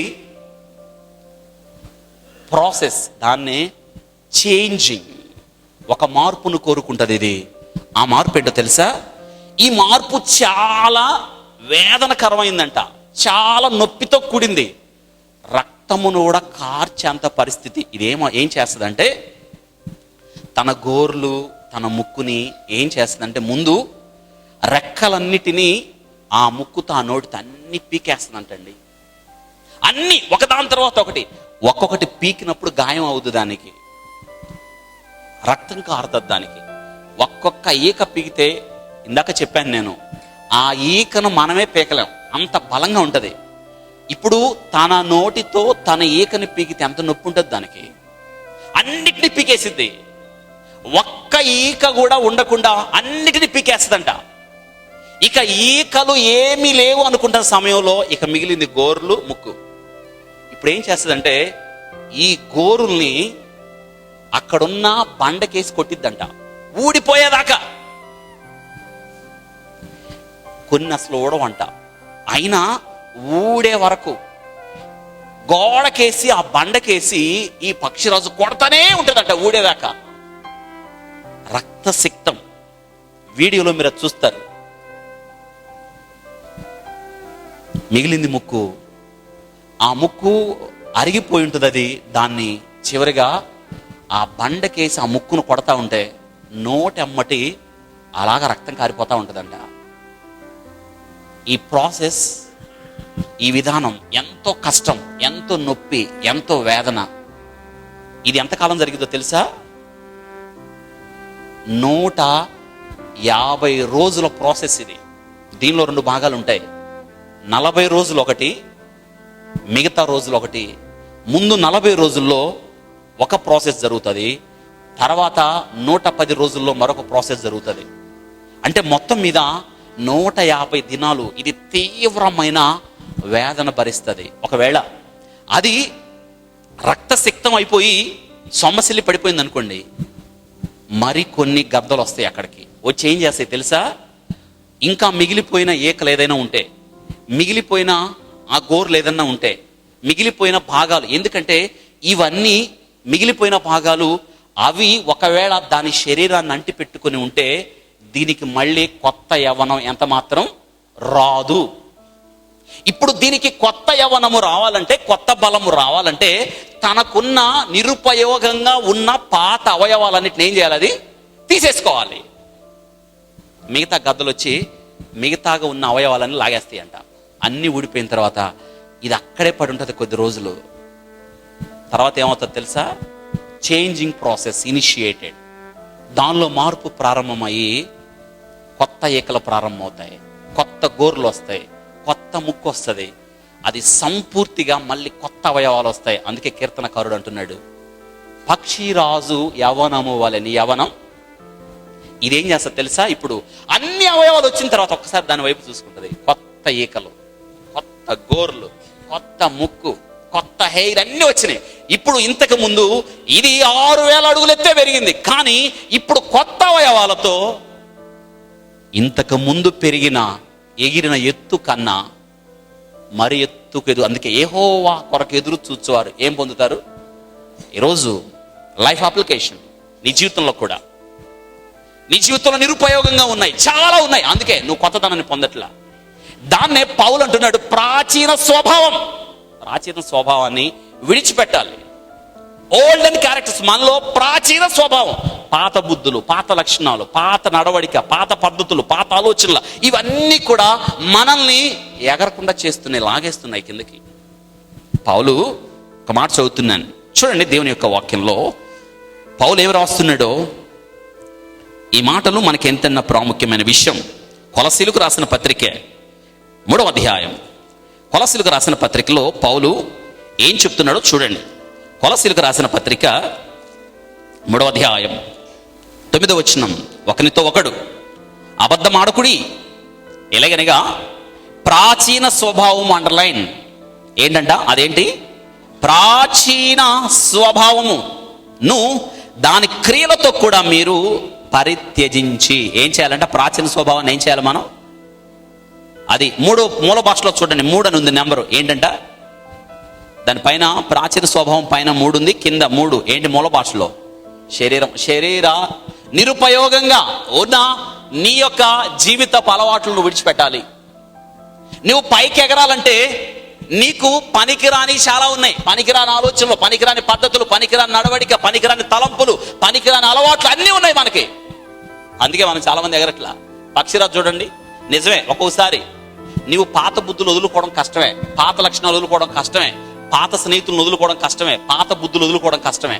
అయినా నీలో మార్పు కావాలంటే పౌలు చెప్పినట్లుగా పరిత్యజించి విడిచిపెట్టి ప్రాచీన స్వభావం అంటే పాత జీవితాన్ని ఈ పక్షిరాజు ఎలా వదిలించుకుందో, కష్టమైనా ఎలా వదిలించుకుందో, నొప్పైనా ఎలా వదిలించుకుందో, రక్తము కారుతున్నా ఎలా వదిలించుకొని దేవుడు కొత్త అవయవాలు ఇవ్వగా వాటితో ఇంకా పైకి ఎట్లా ఎగిరిందో, నీవు నేను కూడా పాత జీవితాన్ని వదిలిపెట్టాలి. నేటి దినాన ఏడండి భారంగా ఉంది మనకి, వదిలిపెడదాం అనుకుంటున్నావు, వదలలేకపోతున్నావు కదా.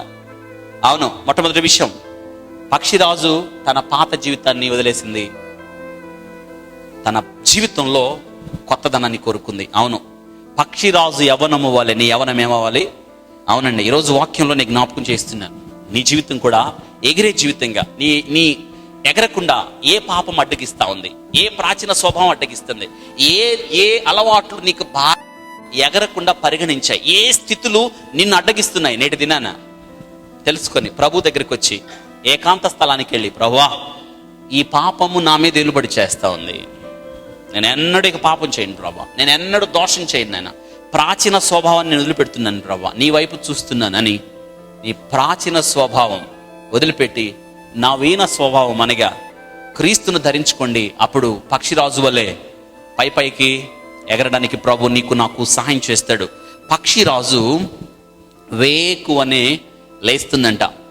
మిగతా పక్షులన్నీ ఎక్కువ లేస్తాయి, కానీ పక్షిరాజు పక్షులన్నిటికన్నా ముందు లేచే పక్షి ఏదైనా ఉంది అంటే ఏ పక్షి అంటే అది గద్ద. వింటున్నారా? అవును, వేకువన లేవడం అంటే ఏంటో తెలుసా? నీ జీవితంలో అంతకన్నా గొప్ప ఆధిక్యత నాకు తెలిసి మరొకటి లేదన్నది నా యొక్క ఉద్దేశం. వేకువ సమయాన్ని నీ జీవితంలో నువ్వు పోగొట్టుకున్నావంటే జీవితంలో చాలా కోల్పోతున్నావు. ఎందుకు తెలుసా? వేకువ ప్రభుతో కలుసుకోవడానికి నీ జీవితంలో అంత శ్రేష్టమైన సమయం మరొకటి లేదు. పక్షిరాజు ఏం చేస్తుందంటే వేకువనే లేచి రెక్కలను సరి చేసుకొని ముందు ఎగిరి వస్తుందంట. ఎందుకో తెలుసా? వేకువ వాతావరణం అంటే పక్షిరాజుకి ఎనలేని ప్రేమ. ఎప్పుడైనా వేకువను లేచి ప్రార్థించావా? వేకువను లేచి ప్రభువును కలుసుకున్నావా? వేకువ లేచి బైబిల్ ధ్యానం చేసావా? వేకువ లేచి ప్రభువును కలుసుకోవడానికి ఇష్టపడ్డావా? వేకువను లేచి ప్రభు స్వరాన్ని ఎప్పుడన్నా విన్నావా? నో. ఎందుకంటే వేకు లేవం. పక్షిరాజు అంత ఆహ్లాదంగా, పక్షిరాజు అంత దృఢమైన పక్షిగా ఉండడానికి కారణం ఏంటంటే వేకువనే. ఈ యొక్క దావీదు ఏమంటున్నాడు తెలుసా? నేను వేకువనే లేచి. ఏమా? వేకువనే మంచి అలవాటు నేర్చుకోండి.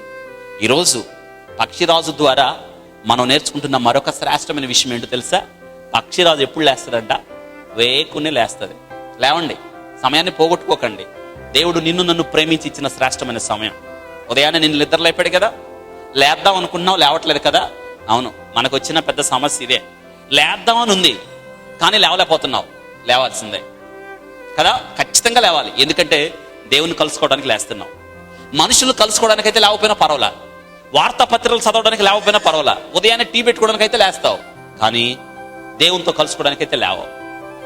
కాదు, దేవుని కలుసుకోండి, శక్తిని పొందండి. దేవుని కలుసుకోండి, నూతనత్వాన్ని పొందండి. దేవుని కలుసుకోండి, బలం పొందండి. నీ జీవితంలో సుఖమైన ప్రయాణం జరగాలంటే, జీవితంలో విజయవంతమైన స్థానానికి నువ్వు వెళ్ళాలంటే ఏంటో తెలుసా? వేకువనే లేవండి. పరిశుద్ధ గ్రంథంలో ఏ గొప్ప భక్తుడిని చూసినా, లేదా చరిత్రలో ఏ గొప్ప భక్తుడిని చూసినా వేకువనే లేచిన వారే అందరూ ఉన్నారు.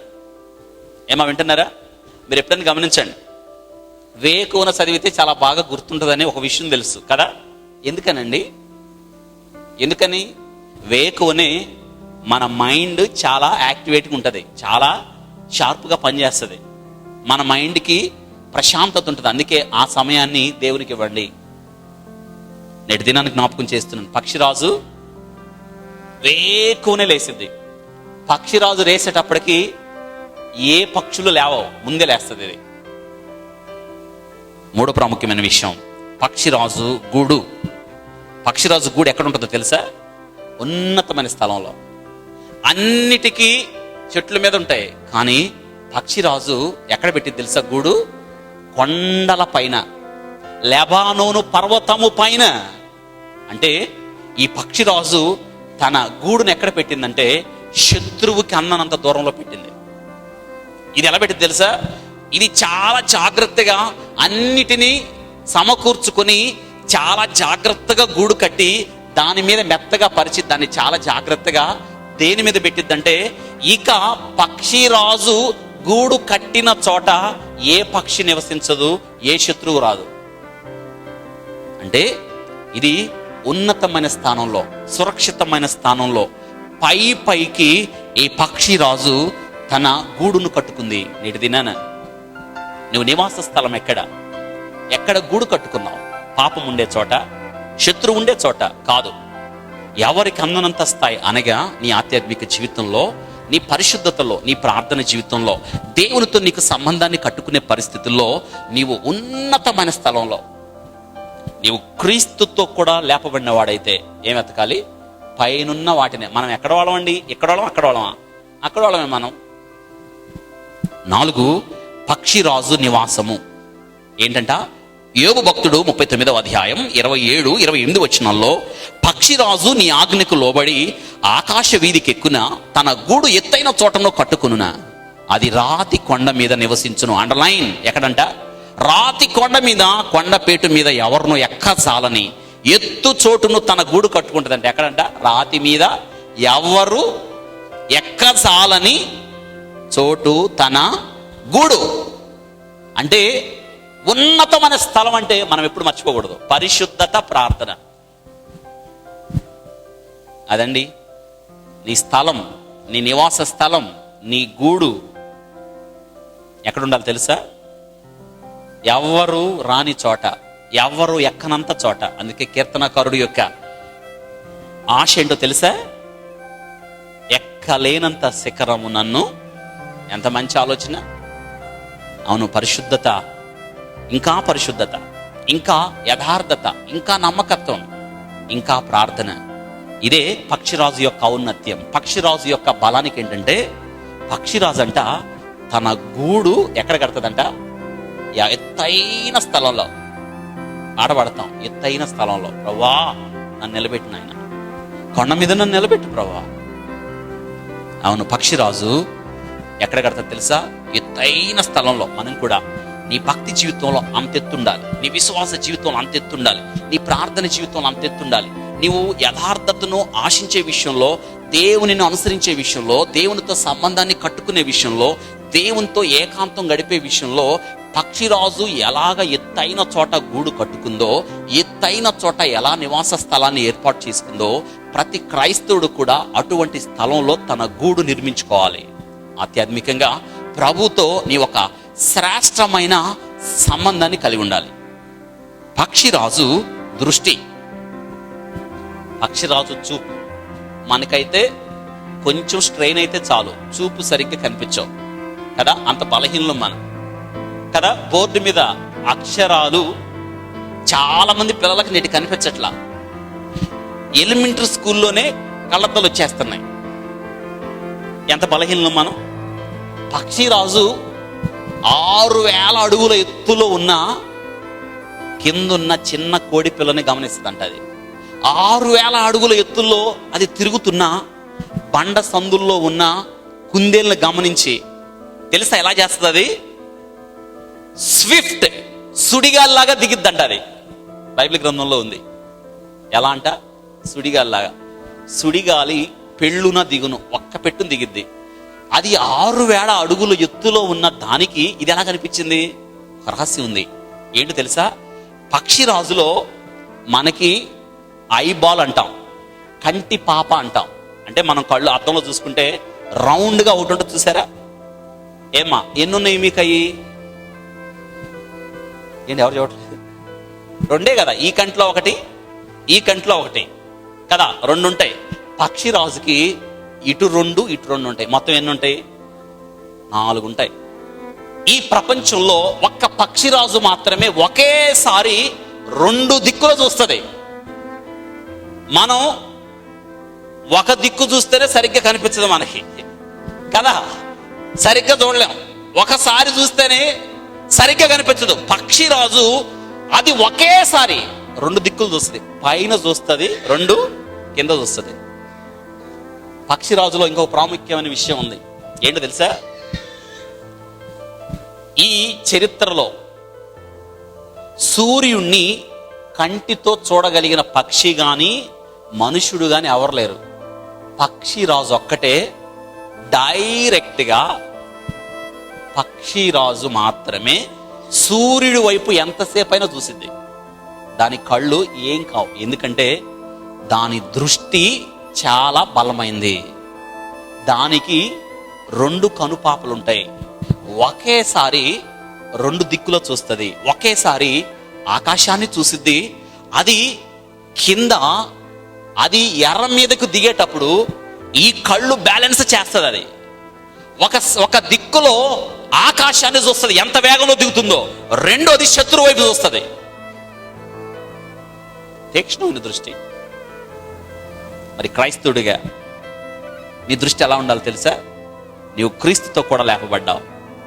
భూ సంబంధమైన దృష్టి కాదు. అందుకే కీర్తనకారుడు అంటాడు, నీ ధర్మశాస్త్రములో ఉన్న ఆశ్రయ కార్యములు చూచినట్లుగా నా కన్నులు, అవునయ్యా తెరువు ప్రభువా, నా కన్నులు తెరువయ్యా. నీవు దృష్టి ఇవ్వకపోతే నాకేది కనిపించదు.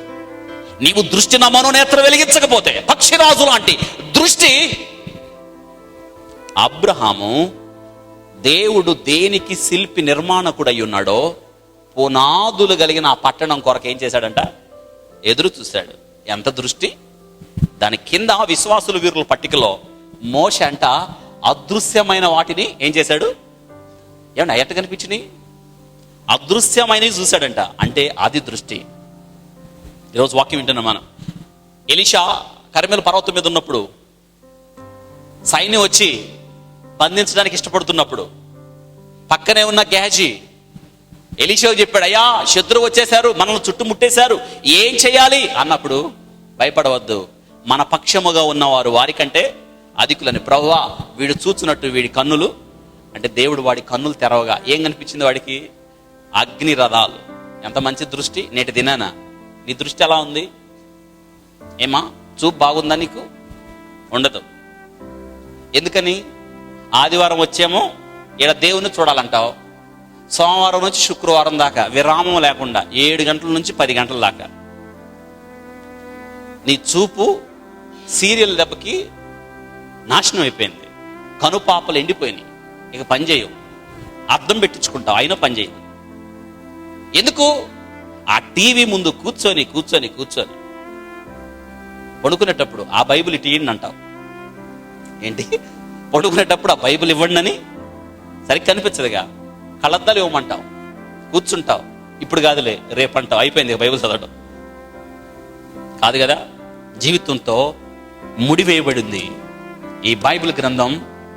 యవ్వన కాలంలో ఈ బైబిల్ గ్రంథం నువ్వు మోస్తే, వృద్ధాప్యంలో ఈ బైబిల్ నిన్ను మోస్తుంది. అదే బైబిల్ రహస్యం. యవ్వన కాలంలో బైబిల్ నువ్వు మోస్తే నువ్వు భయపడద్దు నీ వృద్ధాప్యం గురించి.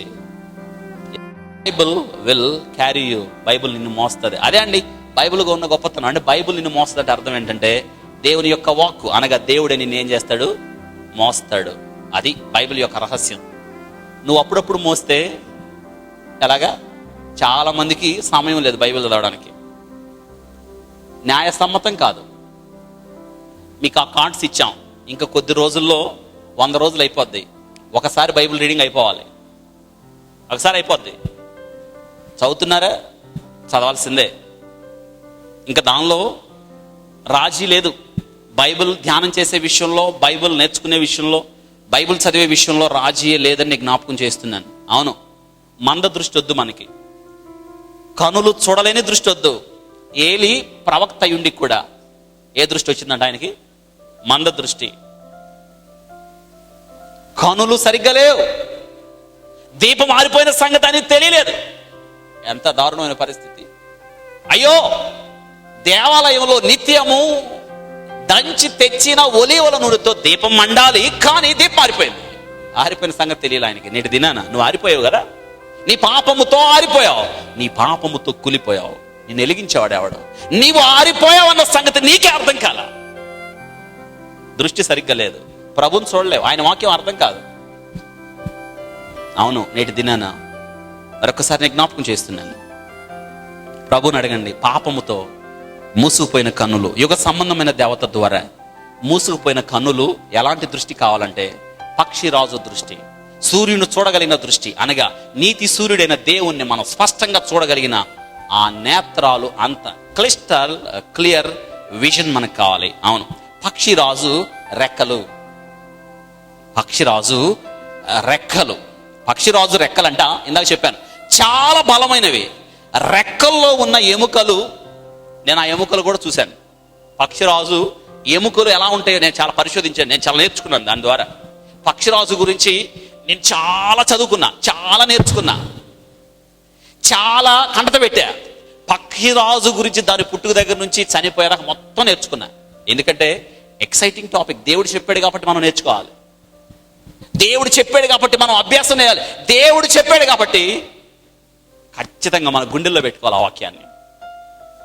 పక్షిరాజు ఈ మిగతా అన్నిటికీ చాలా బోలుగా ఉంటాయి ఎముకలు, కానీ పక్షిరాజుకి ఎముకలు వృత్తాకారంలో ఉంటాయి, గుండ్రంగా ఉంటాయి, ఎముకలు వంక తిరిగి ఉంటాయి. ఏ పక్షికి అలా ఉండవు. మిగతాయి ఎముకలు బోలుగా ఉండి పెళుసుగా ఉండి దాదాపు అలా అవి ఎండిపోయిన తర్వాత వాటిని విరగొడితే ఇరిగిపోతాయి మిగతాయి. కానీ పక్షిరాజు అంత తేలిగ్గా ఎరగవు, ఎందుకంటే అవి బలంగా సాగే తత్వాన్ని కలిగి గాలి నింపుకుంటాయి అవి. అందుకే వాటికున్న ప్రత్యేకమైన ఎముకల అమరిక గాలిలో అంత ఎత్తు ఎగరడానికి వాటికి సహకరిస్తున్నాయి. ఇది గమనించాలి. అవి పక్షిరాజు ఒక గంటకి 160 నుంచి 200 కిలోమీటర్ల వేగం తెలిపోద్ది. ఆ మాట రాసుకోండి. పక్షిరాజు రెక్కలు చాలా బలమైనవి. రెక్కలలో ఉన్న ఎముకల నిర్మాణం, పక్షిరాజు రెక్కలు చాలా బలమైనవి. రెక్కలలో ఉన్న ఎముకల నిర్మాణం వృత్తాకారములో ఉండి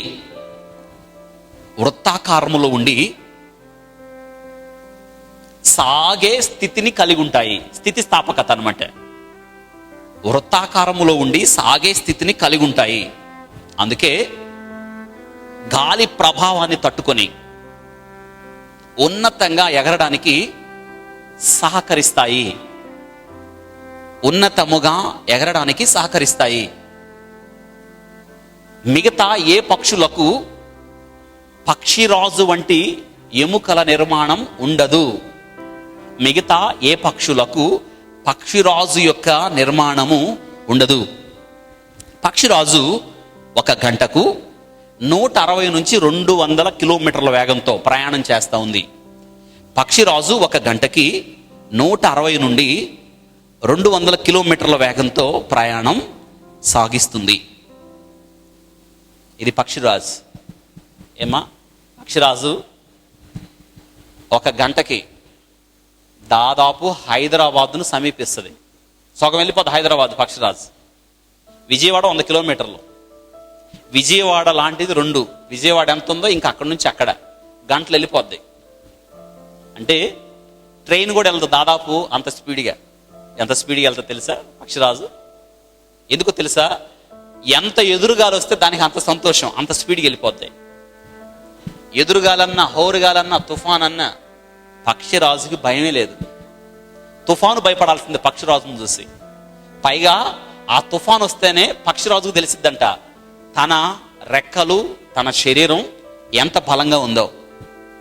అవును, ఈ పక్షిరాజు నేను జ్ఞాపకం చేస్తున్నాను, మనం కూడా పక్షిరాజు లాంటి రెక్కల బలాన్ని కలిగి ఉండాలి ఎగరడానికి. అంటే సాగిపోవాలి కానీ ఆగిపోకూడదు, ఎగిరిపోవాలి. కానీ నువ్వు ఎక్కడి నుంచి అయితే లేచావో, ఎక్కడైతే నిలిచావో, ఎక్కడైతే నడిచావో, ఎక్కడైతే గంతులు వేసావో, ఎక్కడైతే పరిగెత్తావో అక్కడ ఆగిపోకూడదు, నువ్వు ఎగరాలి. ఇశ్రాయేలీలు ఎగరవలసిన ఇశ్రాయేలీలు ఐగుప్తు నుంచి బయలుదేరి ఆగిపోయారు. వాళ్ళు దేవుడు అంటున్నాడు, ఆగిపోవద్దు, మీరు సాగిపోండి. అమెరికా దేశం నుండి న్యూజిలాండ్ దేశం ఒక పెద్ద బోయింగ్ ఫ్లైట్ వస్తుందంటే అందులో 500 మంది ప్రయాణికులు ఉన్నారు. పెద్దది అది. విమానం వెళ్ళేటప్పుడు దానికి అటు ఇటు కదులుతుందంట, పెద్ద శబ్దం వస్తుందంట. ఆ కాక్పిట్లో నుంచి, అంటే ఆ ఇంజిన్ ఉన్న స్థలంలో నుంచి కో పైలట్కి చెప్పాడు, ఏదో శబ్దం వస్తుంది అని కో పైలట్కి చెప్పి ఆ ఇంజిన్ దగ్గరికి వెళ్ళేటప్పటికంట గుండెలు అవిసిపోయినాయి. ఈ పైలట్కి, సీనియర్ పైలట్కి ఏంటంటే, ఒక ఎలుక అందులో ఆల్మోస్ట్ ఒక వైర్ కట్ చేసి ఇంజిన్లో ఇంకొక వైర్ కట్ చేయబోతుందంట. గుండెలు అవిసిపోయినాయి ఈయనకి. ఎందుకంటే విమానం ఏమైందో తెలియదు. ఇప్పుడు ఆ ఎలుకను చంపాలి. ఎలా చంపాలి? ఇంజిన్లోకి వెళ్ళిపోయింది అది. ఈ పైలట్ చాలా భక్తి కలిగిన వాడంట, చాలా విశ్వాసం. వెంటనే అక్కడే మోకరించి, ప్రభువా 400 మంది 500 మంది ప్రయాణికులకు నేను ఉత్తరవాదిని, నేనేం చేయాలి ఇప్పుడు ఈ ఎలుక ఇలాగే అది లోనుంటే ఆ వైర్లు కత్తిరిస్తా ఉంది, అది ఉరికేస్తా ఉంది. ఇప్పుడు నేనేం చేయాలి ప్రభువా, నాకు ఆలోచించి చెప్పయ్యా. ఆయన చెవులకి ఒక మాట వినిపిస్తుంది. ఏంటో తెలుసా? Fly high. ఒకటే మాట, ఫ్లై హై అంటే విమానాన్ని ఇంకా ఎత్తుకి తీసుకెళ్ళు. ఇదే మాట. దేవుని స్వరాన్ని వింటున్నాడు ఆయన. ఫ్లై హై, ఇదే మాట వింటున్నాడంట. అంటే విమానాన్ని ఎత్తుకు తీసుకెళ్ళి. ఇంకా కో పైలట్ దగ్గరికి వెళ్ళిపోయి, నువ్వు ఎంత ఎత్తుకు తీసుకెళ్తావు అంత ఎత్తుకు తీసుకెళ్ళిపోయి విమానాన్ని. ఎందుకు సార్ అని అడుగుతుంటే, తీసుకెళ్ళు ముందు. విమానం వెళ్ళిపోయింది, పైకి వెళ్తుంది. ఇంకా పైకి ఎంత స్పీడ్గా వెళ్తుందో దానిలో అంత స్పీడ్గా ఒత్తిడి ఎక్కువయ్యి లోనున్న ఎలుక చనిపోయింది. గట్టిగా చప్పట్లు కొట్టండి. ఆ పైలట్ తన సాక్ష్యం రాస్తూ ఆయన మాట చెప్తున్నా, అన్నిటి దినాన మానవ జీవితాల్లో కూడా ఎలుకల లాంటి నువ్వు ఎగరకుండా కుప్ప కూలిపోవడానికి, ఎలుకల లాంటి పరిస్థితులు, దేవునితో మనకున్న సంబంధాన్ని కట్ చేసే ఎలుకల లాంటి సమస్యలు ఉంటాయి. వాటి నుంచి తప్పుకోవాలంటే నువ్వు పైకి ఏం చేయాలి? సేమ్ క్రైస్తవ జీవితంలో మనం పైకి ఎగరకపోతే ఎలుకలు దాడి చేస్తాయి. గుంటూరు ప్రభుత్వ ఆసుపత్రి నిండా ఎలుకలంట. ఎక్కడండి? గుంటూరు ప్రభుత్వ ఆసుపత్రి. మీకు ఒక ఆశ్చర్యకరమైన విషయం తెలుసా? ఎలుకలు చంపడానికి కాంట్రాక్ట్ ఇచ్చారు. ఏంటి చంపడానికి? ఎలుకలు చంపడానికి. చూడండి ప్రభుత్వ పరిస్థితి ఎలా ఉందో. ఎలుకలు చంపడానికి 4 కోట్ల కాంట్రాక్ట్ అంట. ఏంటండి? మనందరికీ ఖచ్చితంగా ₹1 కాంట్రాక్ట్ శుభ్రంగా చంపొచ్చేవాళ్ళం మనం, అంతే కదా? 4 కోట్ల కాంట్రాక్ట్ ఎలుకలు చంపడానికి. అదయింది. ఒక 2 నెలల నుంచి ఒకటే హోరు దాడి, దోమల మీద దండయాత్ర అంట. ఏంటంట? నాకు అనిపిస్తుంది అప్పుడప్పుడు, దోమలకు తెలియదుగా వాటి మీద దండయాత్ర చేస్తానని. తెలుసా? వాటికి ఏం తెలియదు. వాడికి తెలిసింది ఒకటే, శుభ్రంగా కుట్టడం, డెంగ్యూ ముందు ఎక్కించడం, పాపం పండిందని చెప్పి వెళ్తాయి, అంతే కదా? ఇన్ని రోగాలు ఎందుకు వచ్చినాయండి? అంతే కదా? ఇన్ని రోగాలు ఎందుకు వచ్చినాయి? ఇన్ని తెగుళ్ళు ఎందుకు వచ్చినాయి? మరి ఇప్పుడు ఇంతవరకు ఆ జ్వరాలు ఎక్కడున్నాయి? ఎక్కడా లేవు కదా, ఇప్పుడే కదా. అవును, పాపం చేస్తే అవి కూడా పెరిగిపోతాయి. ఇవి తెగుళ్ళు అంటే ఇవే. చివరి దినాల్లో తెగుళ్ళు వచ్చినాయి అంటే ఇదే కదా. అవును, పక్షిరాజు రెక్కలు బలమైనవి, పక్షిరాజు చెవులు. నెక్స్ట్, పక్షిరాజు చెవులు. ఒక విషయాన్ని జ్ఞాపకం చేస్తున్నాను. అది అంత ఎత్తులో ఉన్న దాని చెవులంట చాలా వినికిడి కలిగినవి. వినికిడి చాలా శ్రావ్యత, అది ఎంతో వినికిడి శబ్దం ఉంది. పక్షిరాజుకి ఉన్న వినికిడి మరొక పక్షికి ఉండదు. అవును, నేటి దినాన సమూయేలు లాంటి చెవులు, దేవుని స్వరాన్ని వినే చెవులు. దేవుడు మిక్కిలి మెళ్ళనైన స్వరంతో మాట్లాడతాడు. ఆ చెవులు కావాలి మనకి. చెవి గలవాడు వినుగాక, వినగలిగిన చెవులు దయచేయి. సమూయేలు లాంటి చెవులు నాకు దయచేయి. అవునండి, పక్షిరాజు ఈరోజు వాక్యంలో జ్ఞాపకం చేస్తున్నాను. అద్భుతమైన వినికిడి కలిగిన చెవులు కలిగి ఉంటది. పక్షిరాజు ఆహారం ఏంటో తెలుసా? చచ్చిన వాటిని తిందది, బ్రతికున్న వాటిని తింటది, జీవం ఉన్న వాటిని తింటది. అవునండి, కాకులు అయితే అన్ని తింటాయి. నేటి దినాన నీ ఆహారం ఏంటి? జీవము కలిగిన ఆహారం తింటున్నావా? దేవుని వాక్యాన్ని తింటున్నావా? పచ్చిగడ్డి, ఇందులో సారం ఉంది. ఈ సారాన్ని మనం తీసుకోవాలి, జీవాహారాన్ని తీసుకోవాలి. ఇందులో జీవం ఉంది, దేవుని వాక్యం. కానీ మానవుడు ఈ జీవాహారాన్ని తినకుండా చెత్త తింటున్నాడు, సారము లేనిది తింటున్నాడు, లోకములో ఉన్న అనవసరమైంది మనిషి తింటున్నాడు. అది మనకు ఏమాత్రం ఆరోగ్యాన్ని ఇవ్వదు. ఈరోజు నీకు ఆరోగ్యం కావాలి అంటే శ్రేష్టమైన ఆహారం తీసుకోవాలి. ఆ పక్షిరాజు ఏ ఆహారం తీసుకుందో మనం చూసాం. జీవమున్న ఆహారం తీసుకుంది. అది చచ్చిన వాటి వైపు వెళ్ళదు. అనారోగ్యముతో ఉన్న పక్షిరాజు ఆరోగ్యాన్ని ఎలా పొందిద్ది?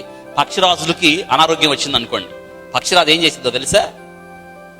పక్షిరాజుకి అనారోగ్యం వస్తే అదంట ఎత్తైన కొండ మీదకి వెళ్ళింది. మళ్ళీ దాని నివాస స్థలానికి వెళ్ళి ఏం చేస్తుంది తెలుసా? తన రెక్కలు అలా చాపేసి సూర్యుడి వైపు అదే రీతిగా చూస్తుంది. ఎప్పుడు దాకా చూస్తుంది తెలుసా? తనలో శక్తి వచ్చు వరకు, సూర్యకిరణాలు దాని మీద పడ్డప్పుడు. అంటే ఏ పక్షికి సూర్యుడికి లేని సంబంధం పక్షిరాజుకి సూర్యుడికి ఉంది.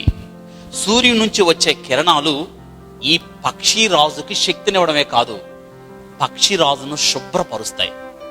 అవును, నేటి దినాన నువ్వు శక్తి పొందాలి అంటే నీతి సూర్యుడైన దేవుని తట్టు నువ్వు తిరగాలి.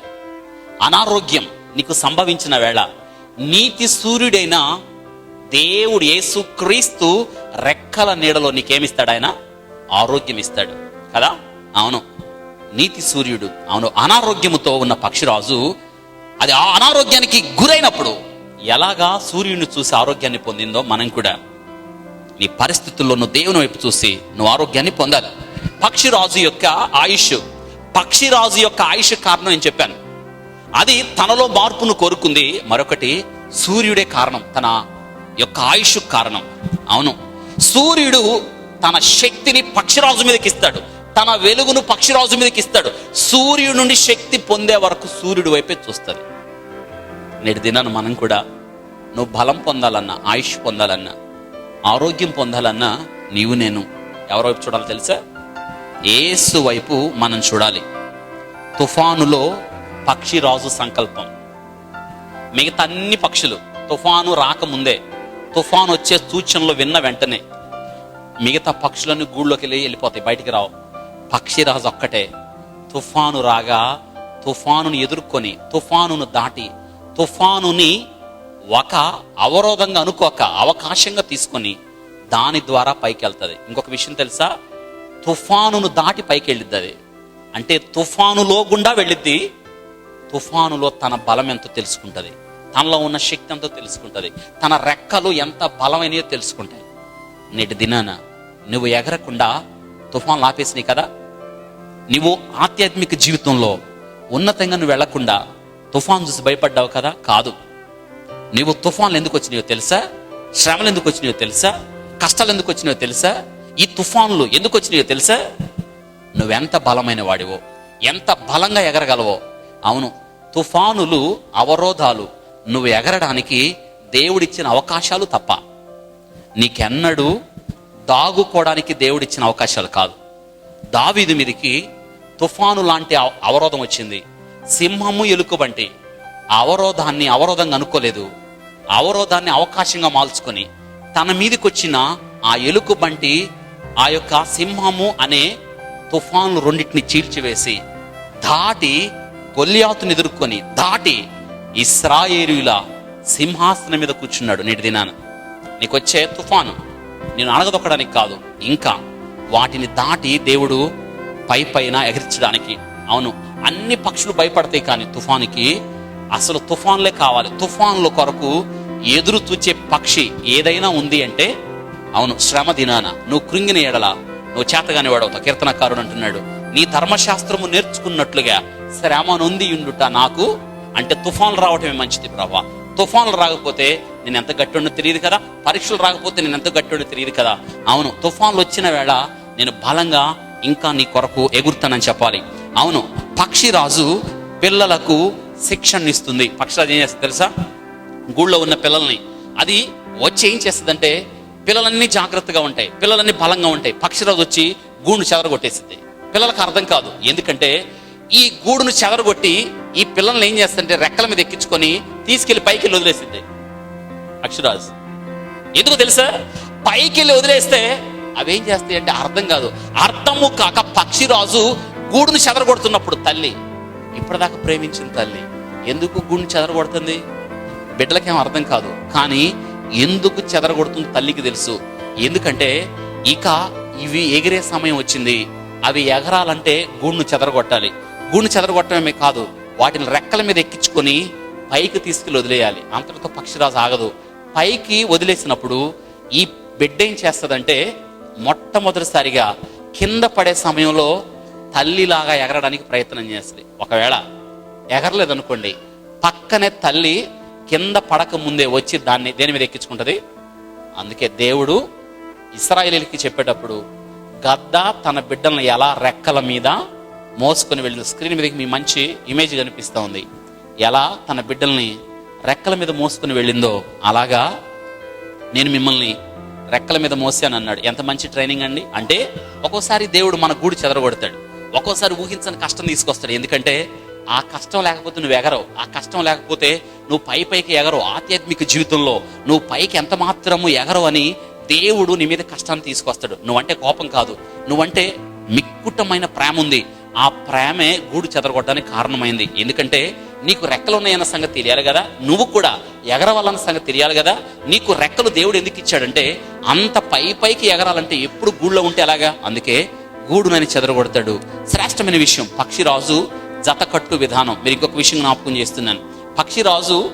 ఒక పక్షిరాజుకి ఒక్కడే ఉంటాడు జత. ఏమా మోనోగమి అంటారు కదా. పక్షిరాజుకున్న నీతి మనిషికి లేదు.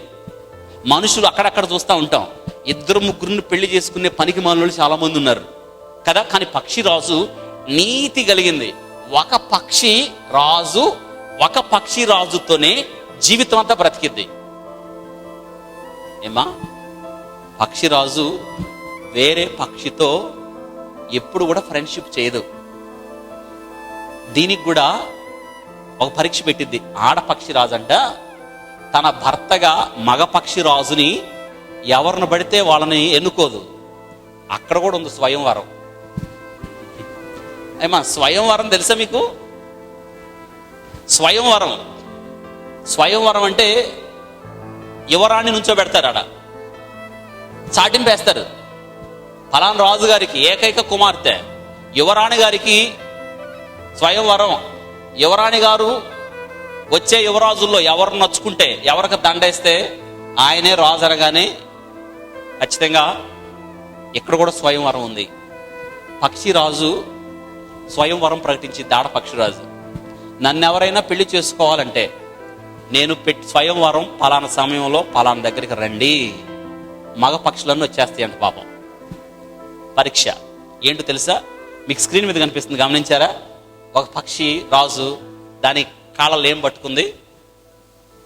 ఒక అడుగు చిన్న కర్రపుల్ల. ఇది ఆడది ఏం చేస్తుందంటే, ఆడపక్షిరాజు ఏం చేసిద్దంటే మగ పక్షిరాజు అందరిని పిలిచి ఏం చేసిద్దంటే పరీక్ష. తన నోటితో ఒక చిన్న గూడుకు ఉపయోగించే శ్రేష్టమైన బలమైన గూడుకు ఉపయోగించే కర్రని తన నోటితో పట్టుకొని మగ పక్షిరాజుల మొత్తాన్ని అంటదంట. ఫాలో మీ, ఏమంటది?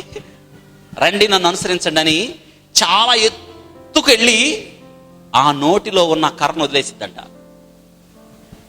ఇప్పుడు పోటీ ఏంటంటే మగయన్ని అన్ని మళ్ళీ ఆడపక్షిరాలు వదిలిపెట్టి తొందరగా అది కింద పడక ముందే స్వయంవరంలో పాల్గొన్న మగ పక్షిరాజులన్నీ కూడా కిందకి వేగంగా వెళ్ళి ఏదైతే ముందు నోటితో పట్టుకొని ఎక్కడికి రావాలి? మళ్ళీ మగాళ్ళల్లో మనుషుల్లో ఈ స్వయంవరం పెడితే నువ్వు వద్దు కదా, అంతే కదా? ఏమంతేనా కదా? ఇవన్నీ కూడా గమనించారు. ఇవన్నీ కిందకు వస్తాయంట, తొందరగా కిందకు వచ్చేస్తాయి. వచ్చి తొందరగా ముందు ఏదైతే పట్టుకుంటుందో అది ఒకటి పట్టుకుంటుంది, అంతే కదా? ఓదానికే కదా, అది దానికి దొరికింది. అది దాన్ని తీసుకొని ఇప్పుడు 10 వచ్చినాయి అనుకోండి, ఒకదానికి దొరికింది, ఒకదానికే కదా దొరికేది. మిగతా 9 ఏమైతే అనుకుంటారు? వచ్చిన దారిలో వెళ్తాయి అనుకుంటారా? ఇంకా అవల పరీక్ష. ఇది తీసుకొని మళ్ళీ దాని దగ్గరికి వెళ్ళాలి. అది పైనే ఎగురుతూ ఉంటుంది, చూస్తూ ఉంటుంది. వీటి నాటకాలన్నీ చూస్తుంది అది. ఇవేం చేస్తాయి అని ఇది పట్టుకుంటది కదా. దీంతో 9 ఉంటాయి, మిగతా 10 వెళ్తాయి. మళ్ళీ ఇది పట్టుకున్నది తీసుకెళ్లి దానికి అందించాలి, ఆడదానికి. అది మళ్ళీ పట్టుకొని మిగతా 10ని ఫాలో మీ అని ఇంకా పైకి వెళ్ళిద్దంట. పైకి వెళ్ళి మళ్ళీ వదిలిద్ది. పాపం మళ్ళీ 10 స్పీడ్గా కింద పడకముందే మళ్ళీ పట్టుకొని మళ్ళీ దాన్ని తీసుకెళ్ళి దాని నోటికి అందిస్తే మళ్ళీ 10 వెళ్తాయి. మళ్ళీ ఫాలో మీ. ఈ సమయంలో ఫాలో మీ అనగానే కొన్ని ఫాలో అవ్వలేక వెనక్కిపోతాయంట, కొన్ని ఫాలో లేదు. చివరికి ఏదైతే నిలబడిద్దో అది ఎన్నిసార్లు కింద వేసినా విసుగు విరామం లేకుండా ఏ పక్షిరాజు మళ్ళీ తీసుకువెళ్తుందో చివరికి ఒక్కటి నిలబడిద్ది. అప్పుడు ఈ ఆడ పక్షిరాజుకి సరిపోయిన జత అదే. ఎందుకు ఈ పరీక్ష పెట్టిందో తెలుసా? ఎందుకంటే రేపు వీటికి వివాహం అయిన తర్వాత పుట్టే బిడ్డలకి ట్రైనింగ్ ఇవ్వాలంటే మగాడికి బాగా ఎగరడం తెలియాలి, విసుగు విరామం లేకుండా. ఇది ఓపిగ్గా. ఇప్పుడు ఈ కర్రనే పట్టుకోలేని వాడు రేపు నా బిడ్డని కింద పడేస్తే అంతే కదా. రేపు ఈ కర్ర కింద పడక ముందే పట్టుకోవాలి. ఇది పట్టుకోలేని వాడు రేపు బిడ్డకి ట్రైనింగ్ ఇవ్వాల్సి వచ్చినప్పుడు, బిడ్డ ఎగరలేనప్పుడు, అది కింద పడక ముందే ఈ తండ్రి పక్షిరాజు ఎంత మంచి ట్రైనింగ్ అండి. అవును. ఇంకొక విషయం తెలుసా? ఈ రెండిటికి మధ్య వివాహం అయిన తర్వాత ఒకవేళ ఈ రెండిట్లో ఏది చనిపోయినా ఒక్క పక్షిరాజులోనే ఉంది. రెండవ వివాహాలు పక్షిరాజు జాతిలోనే లేదు. అందుకే it's a great solitary life. అలాగే నిలబడిపోద్ది. మనుషుల్లో నైతిక విలువ లేదు, మనుషుల్లో ఏమాత్రం మనస్సాక్షి లేదు, మనిషిలో ఉన్న దుర్గుణాలు, మనిషిలో ఉన్న వ్యసనాలు, మనిషిలో ఉన్న ఘోరమైన కార్యాలు చాలా బాధ కలిగిస్తాయి కదా. ఎందుకు వదిలేస్తాడో తెలియదు భార్యని, ఎందుకు వదిలేస్తాడో తెలియదు, ఎందుకు కష్టపెడతాడో తెలియదు. చిన్న కారణాలతో చాలా బాధగా ఉంటుంది ఎన్ని చూసినప్పుడు కదా. పక్షిరాజులో ఎంత నైతిక విలువలో. ఒకవేళ పెళ్ళైనా 10 రోజులకో నెలకో చనిపోయింది అనుకోండి, ఎట్టి పరిస్థితుల్లో మరొక వివాహం చేసుకోదు. ఎంత బాగుందండి. అందుకే పక్షిరాజు నేటి దినాన్ని దేవుడు మనకు పెడుతున్న ముగింపుకు వస్తున్నాను నేను. పక్షిరాజు వృద్ధాప్యం, పక్షిరాజు మరణం. పక్షిరాజు వృద్ధాప్యం ఎలా ఉంటుంది తెలుసా? చాలా అందంగా ఉంటుంది. పక్షిరాజుకు వృద్ధాప్యం లేదు, ఎందుకంటే అది మళ్ళీ తన యవనాన్ని పొందుకుంటుంది. డిస్రేలి ఏం చెప్పాడంటే, యవనము పెద్ద పొరపాటు, నడి వయసు పోరాటం, వృద్ధాప్యం విషాదం లోకంలో. కానీ పక్షిరాజు జీవితం ఎలా తెలుసుంటుంది తెలుసా? యవనము ఉత్సాహం, నడిమి వయసు నమ్మకత్వం, వృద్ధాప్యం బలం. క్రైస్తవ జీవితం అదే. పక్షిరాజు లాంటి జీవితం. యవ్వనం క్రైస్తవుడికి ఉత్సాహం, నడిమి వయసు నమ్మకత్వం, వృద్ధాప్యం బలం. కాలేబు అంటున్నాడు, 40 సంవత్సరాలప్పుడు నాకు బలం ఎంత ఉందో నేటికి కూడా అంతే బలం. చివరిగా పక్షిరాజు మరణం. తన మరణ దినం సమీపించినప్పుడు దానికి తెలుస్తుంది. అందుకే మరణ దినం అప్పుడంట పక్షిరాజు ప్రత్యేకమైన స్థలానికి వెళ్ళిద్ది, ఇంకెవరిని కలవదు, సంపూర్తిగా సూర్యుడితోనే ఫ్రెండ్షిప్ చేసింది. సూర్యుని చూస్తా చనిపోద్ది. సూర్యుని చూస్తూ చనిపోయే ఏకైక పక్షి ఏదైనా ఉందంటే పక్షిరాజు. నేటి దినాన సూర్యుని చూసే అనుభవం, యేసును చూసే అనుభవం, చివరిగా మరణ పర్యంతం వరకు నమ్మకంగా యేసు క్రీస్తు వారు తండ్రి నీ చేతికి నా ఆత్మను అప్పగిస్తున్నాను దేవుని చూసే అనుభవం. స్టెఫెన్ చంపబడుతున్నప్పుడు సింహాసనం మీద ఉన్న ప్రభువును చూసే అనుభవం. ఈరోజు పక్షిరాజుకి సూర్యుని చూసే అనుభవం. సూర్యుని చూస్తూ చనిపోద్దంట. అవును, పక్షిరాజు శత్రువు ఎవరో తెలుసా? సర్పం. సర్పాన్ని పక్షిరాజు వదిలిపెట్టదు. అవును, నీ శత్రువు ఎవరో తెలుసా? అవును, నిబ్బరమైన బుద్ధి గలవారే మెలకువగా ఉండడు, మీ విరోధి అయిన అపవాది గర్జించు సింహం వాళ్ళే. వాడిని దేవునికి లోబడి ఉండుడి, అపవాదిని ఎదురించుడి, వాడు మీ యొద్ద నుండి. మన శత్రువు కూడా ఘట సర్పం, అపవాది. అందుకే పక్షిరాజు జీవితాన్ని క్రైస్తవ జీవితంతో పోల్చాడు. మన జీవితాలు ఎలా ఉన్నాయి? ఇంకా దేవుడు మీకు కొత్త ఆలోచనలు, కొత్త తలంపులు దేవుడు మీకు ఇస్తాడు. మీ జీవితంలో పక్షిరాజులాగా ఉన్నతమైన స్థానానికి ఎగురుదాం.